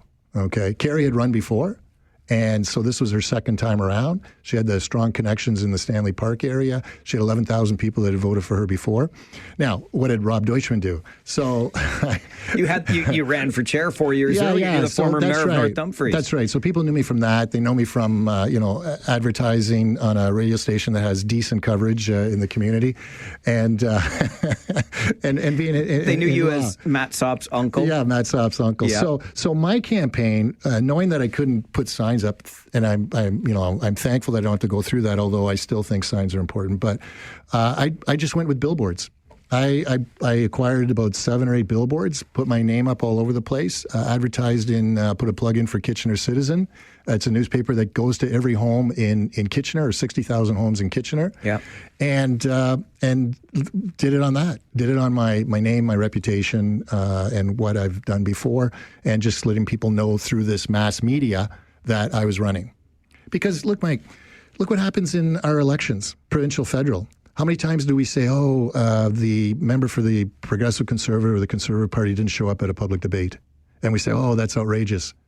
And they get elected. I know. But they don't all do those. So, Matt Strauss was there. He was. But I don't know if Connie was there at the Cambridge one. I don't think she was. I think Matt was the only one to show up to any debate locally. Right. So Matt, I know Matt was at his, and then in fact they had 2 because Citizens for Cambridge had put on another one, and they were there. And there's a little controversy about some comments that were made at that one, but yeah, so they were out for all of those. But again, you say, okay, well, if debates don't matter, what matters, right? What is it that gets people aware of you and out there? So I ran provincially, and we had people canvassing. Probably could have used a few more volunteers to emphasize that part. We had good exposure on the billboards and the social media. We were one of the top spenders on social media, which seems to be the direction to go. But I'm going to tell you something. There's a new trend too. Volunteers are hard to come by. And more campaigns are going to be hiring people to drop literature at doors. And we're seeing that right now. The mass distribution of literature through Canada Post is expensive. We did 2 of those mailings. We hired somebody, a company, to do door knockers for us or door hangers for us on Get Out the Vote. But it's becoming more and more common. The Conservative Party uses that. They might even have an internal organization, because we called some places and they said, well, we're committed to, and weren't available. I would knock on more doors than Matt Rodriguez did. I hear you, Mike. And I'm going to say to you this. You talk about that, and I think what you should do yourself next municipal election is go out with a few candidates and go knock on the doors with them and observe what happens there. I think you need that experience. I've done that before. Maybe it's time to do it again. I think you should do it again. All right. Rob Deutschman, Political R&D, every Wednesday morning at this time. Good to see you, bud. Thanks for being here. Mike, thanks. Pleasure being here. It's the Mike Farwell Show, 570 News Radio and Rogers TV.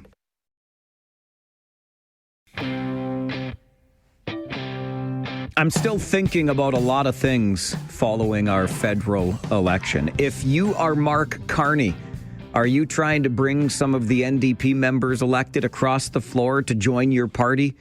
You convince 3 of them to join your side, you've got yourself a majority. And what about Pierre Poilievre? Should he be able to run in a by-election to get a seat and remain on as Conservative Party leader? I'm not convinced I like either of those things. They're within the rules. I'm not sure I like either of those things. We can talk about them in the next hour because phone lines are open to you. You can share your thoughts on those ideas or anything else that's going on. Grant is already lined up. You know, we're going to get off to a rip-roaring start. The Talkback Hour on the Mike Farwell Show coming up. 570 News Radio.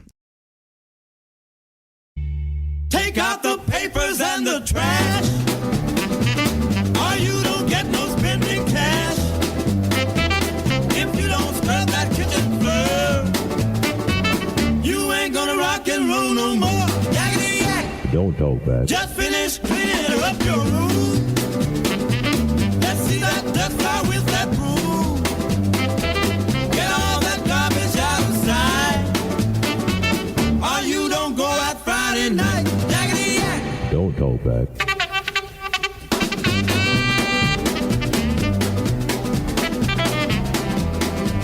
I'm sure we all have a lot on our minds today. I know I do. A lot of it around the federal election. I already talked about whether or not Pierre Poilievre should remain on as Conservative Party leader. I don't love the idea that somebody else just generously within your party. What really got Ford going today was a temporary... Thanks, Richard Southern. Anytime you want to interrupt the show, you go right ahead and do that, okay? I don't think I love the idea. I know I don't love it. A system, there's certain things within it that just frustrate me. So somebody else will get out of the way so that you can run in a by-election and then get a seat back in a safe riding so that you can remain in the House of Commons as the leader of the Conservative Party. What about a cooling off period? Couldn't we have, you just lost. You can't just turn around in a month or 6 months or whatever and run in a safer seat, can you? And crossing the floor politically is something I've never been a fan of. But if I'm Mark Carney, I'm probably asking some of those beleaguered NDP members, all 7 of them, not even official party status, hey, come on over here to the Liberals. Look at how much support there is for the Liberal Party across this country. Join me, cross the floor. If enough of you do that, we're going to have a majority in the House of Commons. Again, I can't stand that the opportunity exists and the rules allow for it, but, well, until they change the rules, might as well take advantage, right? Just some thoughts that I've been having. By the way, in case you're curious, voter turnout in this election, about 69%, just under the 1993 election that had 69.6%. Estimates on voter turnout this time around 68.7%. So just under a percentage point less than the 1993 vote. 19 million votes cast in this federal election. That's some election stuff. By the way, if you believe, and you must believe, okay, in your Kitchener Rangers, before this hour is out, I got some tickets to give to you. And they're not just any old tickets. They're going to be in a box, and that's going to include some nibblies and some beverages, okay? So you have to believe, though. Put your believe cap on. And before the hour is out, I will give you the opportunity to be at the game tonight at the Kitchener Memorial Auditorium. And I'm going to say thanks to my buddies at Moose Winooski's for making that happen for you. Oh, yeah, it's happening. All right, to the phones. It is the Talkback Hour, and Grant is going to start. Hello, Grant. Yeah, well, like Eddie said, the last conversation that you had with him, this team is very frustrating to watch against the London Knights. And I hope the effort is over the top, not like the 2 games with London, where, in my opinion, they look like ballerinas, just standing with 2 minutes left with the third period, and we're just down 3 goals, and it really agitates me when I see the opposing player behind the goalie and our player just kind of standing there like, that looks like a nice black thing on your stick. Penetrate this guy. And then Andonovski, I like him, but you have to kind of think twice. Not give the other team the goal. That Well, Grant, you realize the other team's job, like they're trying to score. They're going to try their best to score. Oh, yeah, I know that. Yeah, okay. And then that Lachar, he was swatting a London player. Like, I would have benched him, in my opinion. Well, he barely played in game number 3. Well, hopefully tonight that'll get a message to his, no more of this shenanigans, right? All right. No more of the shenanigans. I like having Matthew Hilachar in my lineup. I think he brings a needed presence, especially against a team like London. And one of the things that I remember most from Eddie's call the other night during Rangers talk after Game 3 is the question that he posed. It was the perfect question. How do you beat a team like the London Knights? This is a deep, talented team. But if you believe, and you got to believe, and I'm going to give you a chance to be at the game tonight, and not just in a seat, but in a box, with food, with beverages. Game 4, baby. Game day. Before this hour is out, I'm going to give you the chance to win those tickets. Nathan, talk back. Good afternoon. How you doing, Mr. Farwell? I'm doing all right, thank you, sir. How are you? Well, I came in 4th in the Haldeman Norfolk election, so... what was the experience like for you? It was stressful. It had its ups and downs, but at the end of the day, I think I'm going to stick with it. I used a little bit of levity in my debates as well, which people seem to like. So I had 3 debates, 1 meet and greet. As Mr. Deutschman mentioned, there's software for each party to use. So being a snap election, just trying to get used to how to use the operating systems. And I didn't have any volunteers. I didn't have any supporters. I didn't have anyone helping me, so it was really organic. So I feel I did pretty good. So if I have some support behind me the next time, hopefully in a year and a half or 2 years, like someone else said today, I think I can probably up the ante a little bit. And of course, we know this was like a 2-horse race too. So I heard that Jonathan Trudeau is stepping down as co-leader today as well as for the Green Party. So there's a lot of debris to go through after this, that's for sure. All right, Nathan, appreciate the call, and I appreciate you stepping up and running as a candidate. You might want to pick a different party the next time around, though, because there's 1 green seat left. And as we learned earlier today with the Blacklocks reporter, 4 MPs elected in the 40 years of the Green Party. It's not exactly a strong record of success, but nonetheless, kudos to you for stepping up and running. I wish more people were interested enough to get involved at that level. It is your daily talk back hour here on the Mike Farwell Show. Does Pierre Poilievre stay on as Conservative leader? Should he? Should Mark Carney try to woo some of those NDP MPs over to the Liberal side and form himself a little majority? And anything else. How about that voter turnout? Still under 70%. What's the matter with us anyway? Talk back on the Mike Farwell Show, 570 News Radio and Rogers TV.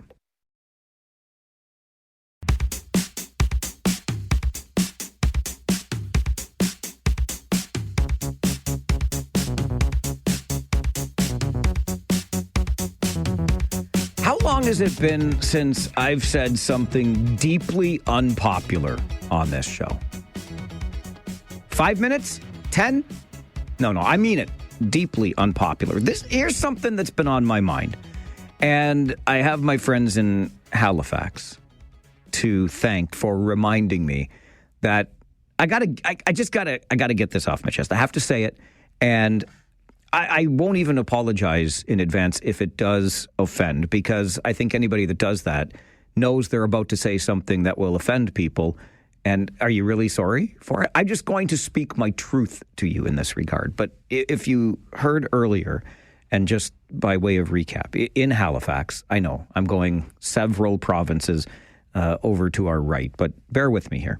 So there's this particular road in Halifax where there's continuing conflict between people riding bicycles and people driving cars, and they can't seem to navigate the road successfully together. And I don't. So, of course, people calling a show just like this one say, well, we got to get those damn cyclists off the road. They're causing havoc out there. Get rid of the cyclists.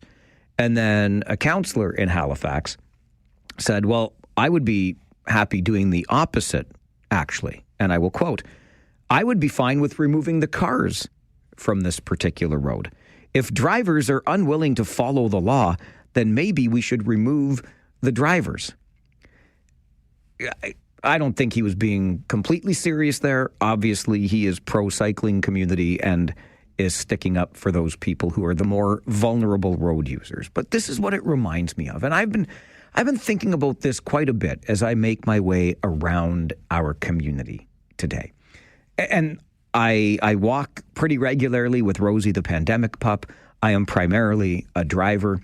But it seems like it's getting more and more difficult to navigate the streets and even the sidewalks with all of the changes that we have made to how our infrastructure is designed. And I've started to think about the cost associated with all of these changes. And it's kind of getting to me because we know how tight budgets are these days.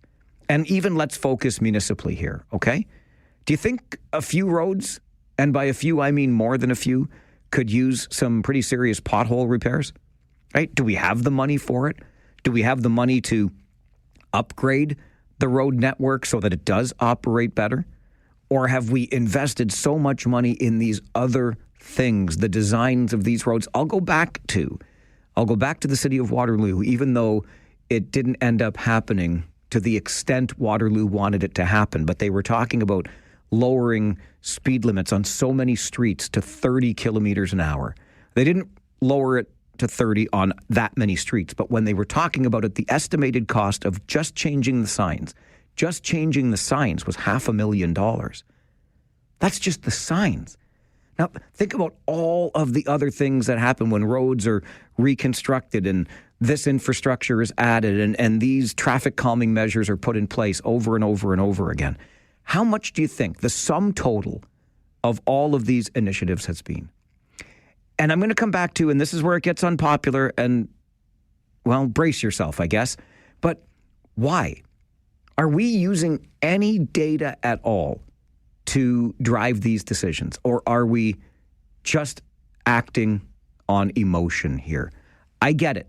One life lost is one life too many. But are we analyzing the circumstances surrounding a collision, particularly a fatal collision where, God forbid, somebody walking or somebody on a bicycle is struck by the driver of a vehicle?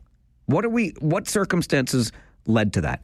Was the person on the bicycle drunk? Did somebody cross in the middle of a busy street? Whatever. I'm having a hard time believing. I really am. And I'm on the roads a lot and the sidewalks a lot. I have a really hard time believing that there are dozens and dozens and dozens and dozens of people driving vehicles erratically at people on bicycles, at people walking along. We're not mowing people down around here on a regular basis. And yet, I don't even want to, it's easily into the many millions of dollars we have spent in trying to prevent these things from happening. But what if somebody still crosses in the middle of a busy road and tries to get to the other side by not crossing at a signalized area or whatever?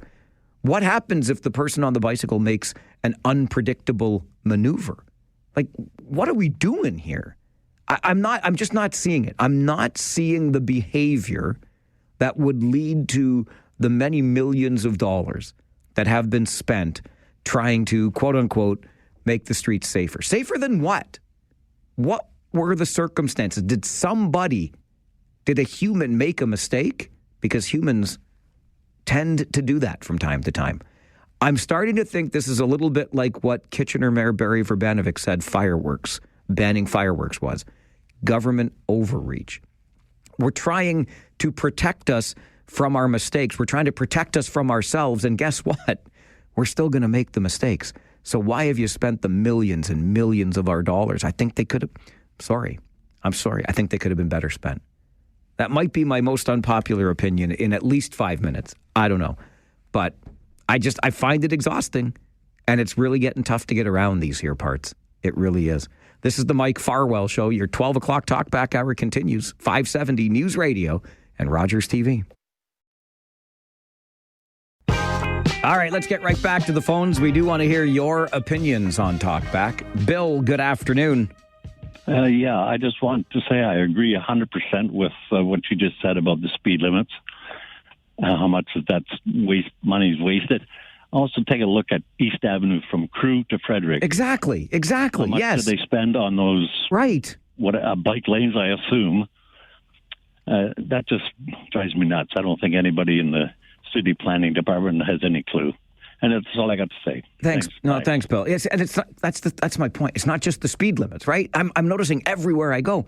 Like you notice corner anyway. I could go on and on. So much money, and for what? Like people aren't getting run down left and right. Honestly, there've got to be higher priorities, aren't there? Maybe I'm mistaken. Curtis, good afternoon.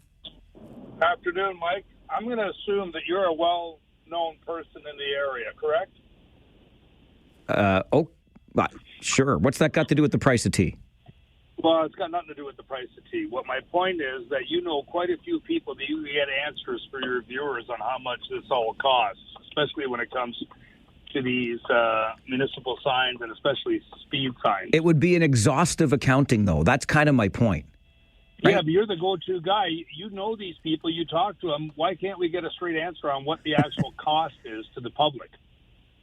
All right. You know what? Well, because I'm one guy, Curtis, and anyway, I'll try to find out. I will try to find out. I want to know, like every street that's been given a road diet and the curb cuts and this and that. It's nonsense. I can't. I'm sorry. I just can't. Okay. Thanks, Curtis. I think Curtis is agreeing and just wants the number. And I'm telling you, it's millions. It's millions. And they're going to say, well, we were redoing the road anyway. Yeah, well, could you have redone the road less expensively? And start with the signs. One municipality was going to spend $500,000 just to change the signage. Forget all of the big work that goes in. Bill nails it. When you're going to the Kitchener Memorial Auditorium tonight for the Ranger game, I know many of you will drive along East Avenue. Look at what they've done there. Look what they've done. How much money in all of these projects. And the rationale for it is, that's my question. Talkback continues. It's the Mike Farwell Show, 570 News Radio and Rogers TV. Gosh, maybe Doug Ford and I have something in common today. That was a pretty passionate premier appealing a court ruling. Listen, I'm not railing against bike lanes per se. It's fine. I mean, I think it's a little bit I don't know, confusing. I'll use confusing that we build so many that so few use bike lanes, that is. So few people use the many bike lanes we build. But that's not even, it's just all the other things. Like every time I'm out, it seems I find another place that we have made a pretty major modification. And I'm wondering just for what? Because before we made these changes, like I grew up in this town, okay? So for the better part of all of my 50 plus years, I've been here. And I remember zero occurrences of people being run down in the streets by all of these wild drivers. I'm sorry. It's just not, and yet we make all of these. It's just, and it's costing. It's costing. And I think there are so many other things that we could put our money into. Yes, it's awful when tragedy occurs on the road. What leads to it? Do we analyze the data, or do we just say, oh my gosh, this happened, we need to narrow the street, put in some curb cuts, give it a road diet, lower the speed limit? People are still going to make the mistakes. Maybe we should educate the people a little bit more and put our money into things that I think give us better bang for the buck. It's just me. I'm sorry to be so... No, I'm not. I can't. I shouldn't say that. I know it's unpopular. I'm sharing my truth with you today. That's what Talkback is for. Yvonne, good afternoon. Hi, Mike. How are you? I'm fine. How are you? Being fired up. So, I mean, you know my history. I hate waste, and the city of Kitchener recently got a D on their budget because they're not transparent and they're not showing the public the numbers that we need to see. And maybe if the public did pay attention, we would see some changes on how our tax dollars are spent. I don't disagree with you. There are an overabundance of roadworks and repeated roadworks that happen when it doesn't make any sense. And you're thinking, come on, didn't you just fix that last year and now you're fixing it again? So, transparency, City of Kitchener, where's that? And accountability.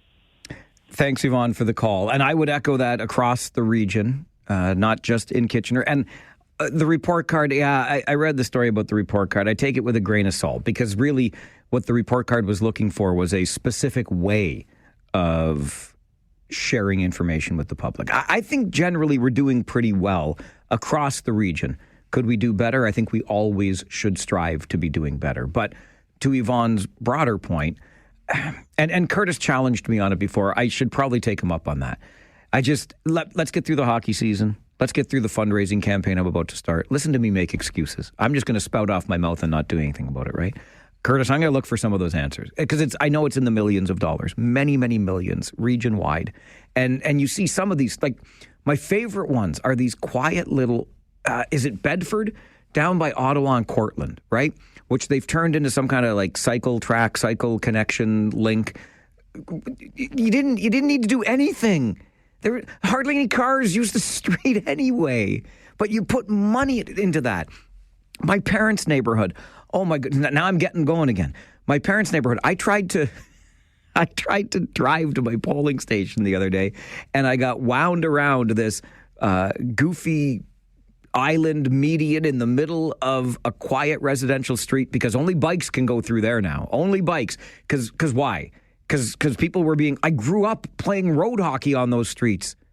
Nobody even came close to running me down. But now I have to go out of my way to avoid the island, the median, the one-way, bikes only nonsense. The bikes were fine before. Promise you they were. Like, what are we doing here? What are we doing? And why are we doing it? Why are you wasting my money like that? Mary, I'm getting upset. I'm sorry.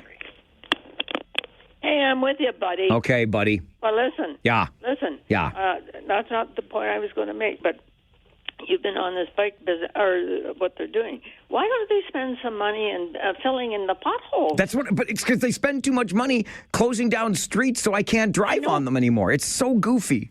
I know. Okay. Well, the point I was calling fill the about potholes was that so now the Liberals have a minority government.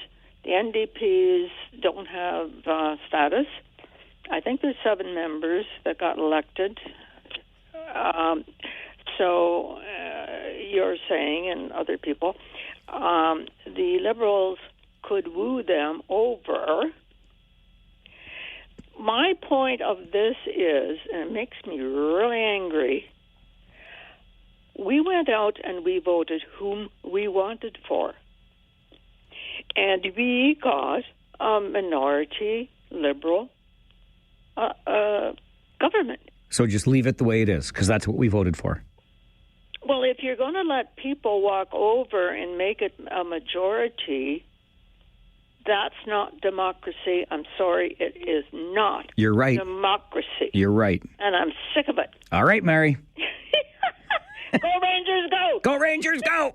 Way to go, Mary. Mary's not wrong. I'm not advocating for floor crossing. I'm with Mary. It's not democratic. We elected you as an NDP. You're an NDP. If you want to cross and join the Liberals, then you run again. And you cost your constituents the money. But you run again as a Liberal. And we'll decide if we want you as a Liberal. Thank you very much. That is democracy. So, again, I'm not encouraging that this happen or advocating that this happen. I'm just saying the rules exist and you could exploit them if you wanted to. Mike, good afternoon. Encouraging. Hey, Mike, how are you? Good, thanks, Mike. How are you? I am great. Good. So the whole chat about the NDP crossing, let's take a step back here and see what we actually have. We have a Liberal majority government this morning, okay? You think so? And those 7 people do not need to cross. They are 7 lonely souls who work their ass off representing the NDP values, and they will align with the Liberals for the next 4 years, as will probably the Bloc Québécois and Elizabeth May, because they don't want another election. Okay? It's that simple. The NDP is going to go through some sort of a leadership contest. Hopefully the Conservatives will as well. But the chat that they need to cross the floor to me is ridiculous. They'll vote independently on every issue. They'll fall in line with the Liberals, and we'll go at this again in 2029. Mike, it's a great point, and you make a good case for it. Why wouldn't you, right? Hang out there for the next 4 years. We'll see how it goes. Dylan, good afternoon. Hey, good afternoon, Mike. I was calling about the same thing. Whether they cross the floor or just vote together, it's the same difference. You don't vote for the party; you vote for the person. You voted that person in if they feel it's in the best interest for their riding to cross the floor or vote a certain way. That's their choice that you gave them by voting that person in. It actually makes a lot of sense to me. The Liberals and the NDP vote similarly on most things anyways. A lot more will get done if, they've got the majority power. And, a lot of the PC guys are going to cry hearing that. All right, Dylan, appreciate that call. And again, I hear where you're coming from.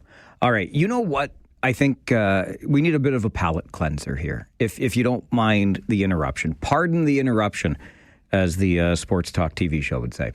How about we have the palate cleanser and give away 2 pairs of tickets to tonight's Rangers game? And not just any old tickets, okay? We're going to put you in a box where you get a little bit of food, some beverages, and it's all thanks to my buddy Bill over at Moose Winooski's. He's the guy, but I get to give him away. So if you're interested in getting to that game tonight, here's the only qualification you need, okay? You must be a true blue believer. You have got to believe. If you believe in our Kitchener Rangers, and you have an email address. You must have an email address or I can't get you the tickets in time. But I need my true blue believers, okay?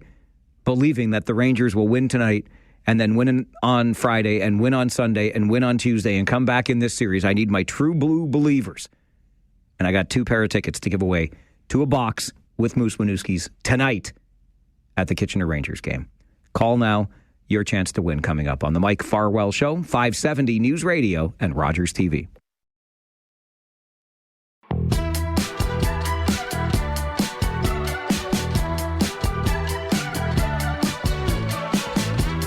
I'm calling on my true blue believers. And apparently there are many of you because our phone lines lit up. Thank you. Thanks to my buddy Bill over at Moose Winooski's. He knows what's what. This guy, let me tell you, not only some terrific wings and great atmosphere for a sporting event, but Bill also knows which NHL team to cheer for, too. Don't worry, William. Our Leafs are going to be just fine. But Bill sent me a message the other day. He says, listen, I got tickets for our box. I'd love to host some of your listeners in the box for the Rangers game tonight. And I said, Bill, I'd be more than happy to reward only true believers. You got to believe that the Kitchener Rangers can pull this off against the London Knights. So let's go to the phones and find out. Richard is first one through. Richard, good afternoon. Good afternoon, Mike. We're going to pull this off just like we did against Windsor, and I believe it so much I bought tickets for Friday night in London. Richard, you are a true believer. Absolutely, Mike. Go Rangers. Go Rangers. Okay. Richard, I want to make it that easy, but it's not going to be much harder than what you just did. Are you ready? I am ready. Okay. Yes. I always go with really easy Rangers trivia. So here it comes. Okay. Richard, the Kitchener Rangers are currently trailing the London Knights 3-0 in their playoff series. Yes. The Rangers just finished a playoff series where they were trailing 3-0. Which team did they come back and beat? The Windsor Spitfires, Mike. You already said that. I knew you had the answer already, Richard. Congratulations. You're going to hang out with my friends in the Moose Winooski's box tonight, okay? Oh, I love that. I always go down for wings after the game, so that's awesome. Thanks, Mike. You're very welcome. I'm going to put you on hold. We'll get your details, and I'm going to get you the tickets, okay? Thanks, Mike. Thanks, Richard. Okay, from Richard, next we go to Leanne. Good afternoon, Leanne. Hi, Mike. Do you want to go see the game tonight in the box? I would love to be in the box, Mike. Leanne, do you believe? I believe so much in these boys. I know you do. Okay. Leanne, are you ready? I'm ready. Spell believe. B-E-L-I-E-V-E. We believe. We believe. Go Rangers, Leanne. I love it. I love it. Well done. Okay, I'm going to put you on hold as well, and we're going to get your info, and I'm going to send tickets to you before 1 o'clock, okay? Thanks, Mike. Thanks, Leanne. Leanne, Richard, congratulations. You got a pair of seats to be in the box with Moose Winooski's tonight. Some bevies, some food, and the Kitchener Rangers taking on the London Knights. You got to love it. Talkback continues on the Mike Farwell Show, 570 News Radio and Rogers TV.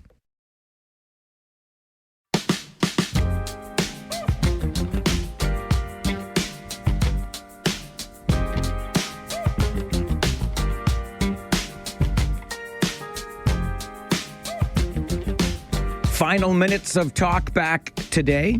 Final chance for you to get in your thoughts on the program. Love the email from Wendy to Mike at 570news.com. Waste of money on roads is the subject line. Hey, Mike, there's a road in Waterloo, Conestoga Road, out by Conestoga Mall. They spent thousands and thousands of dollars to make paved sidewalks that are shared sidewalks for both bikes and people. It was a great idea. And then after that, they spent thousands and thousands of dollars painting bike lanes and removing curbs to paint the bike lanes on the road itself. So now, on Conestoga Road, there's both a bike lane that shares with pedestrians and a bike lane on the road. I have no idea why they did that, because in the 5 years that we've had a business on that road, we might have seen 3 bikes go by. What a waste of money. Wendy, bless your heart. And this is exactly the point. I will bet you dollars to donuts. It's more than thousands and thousands of dollars. It's tens of thousands and tens of thousands of dollars. And this is the thing. Even if there were more than 3 bikes in the 5 years that you've had a business there, even if there were, what danger was present? I know Conestoga Road very well. In my time, I could forget. It's possible. I know.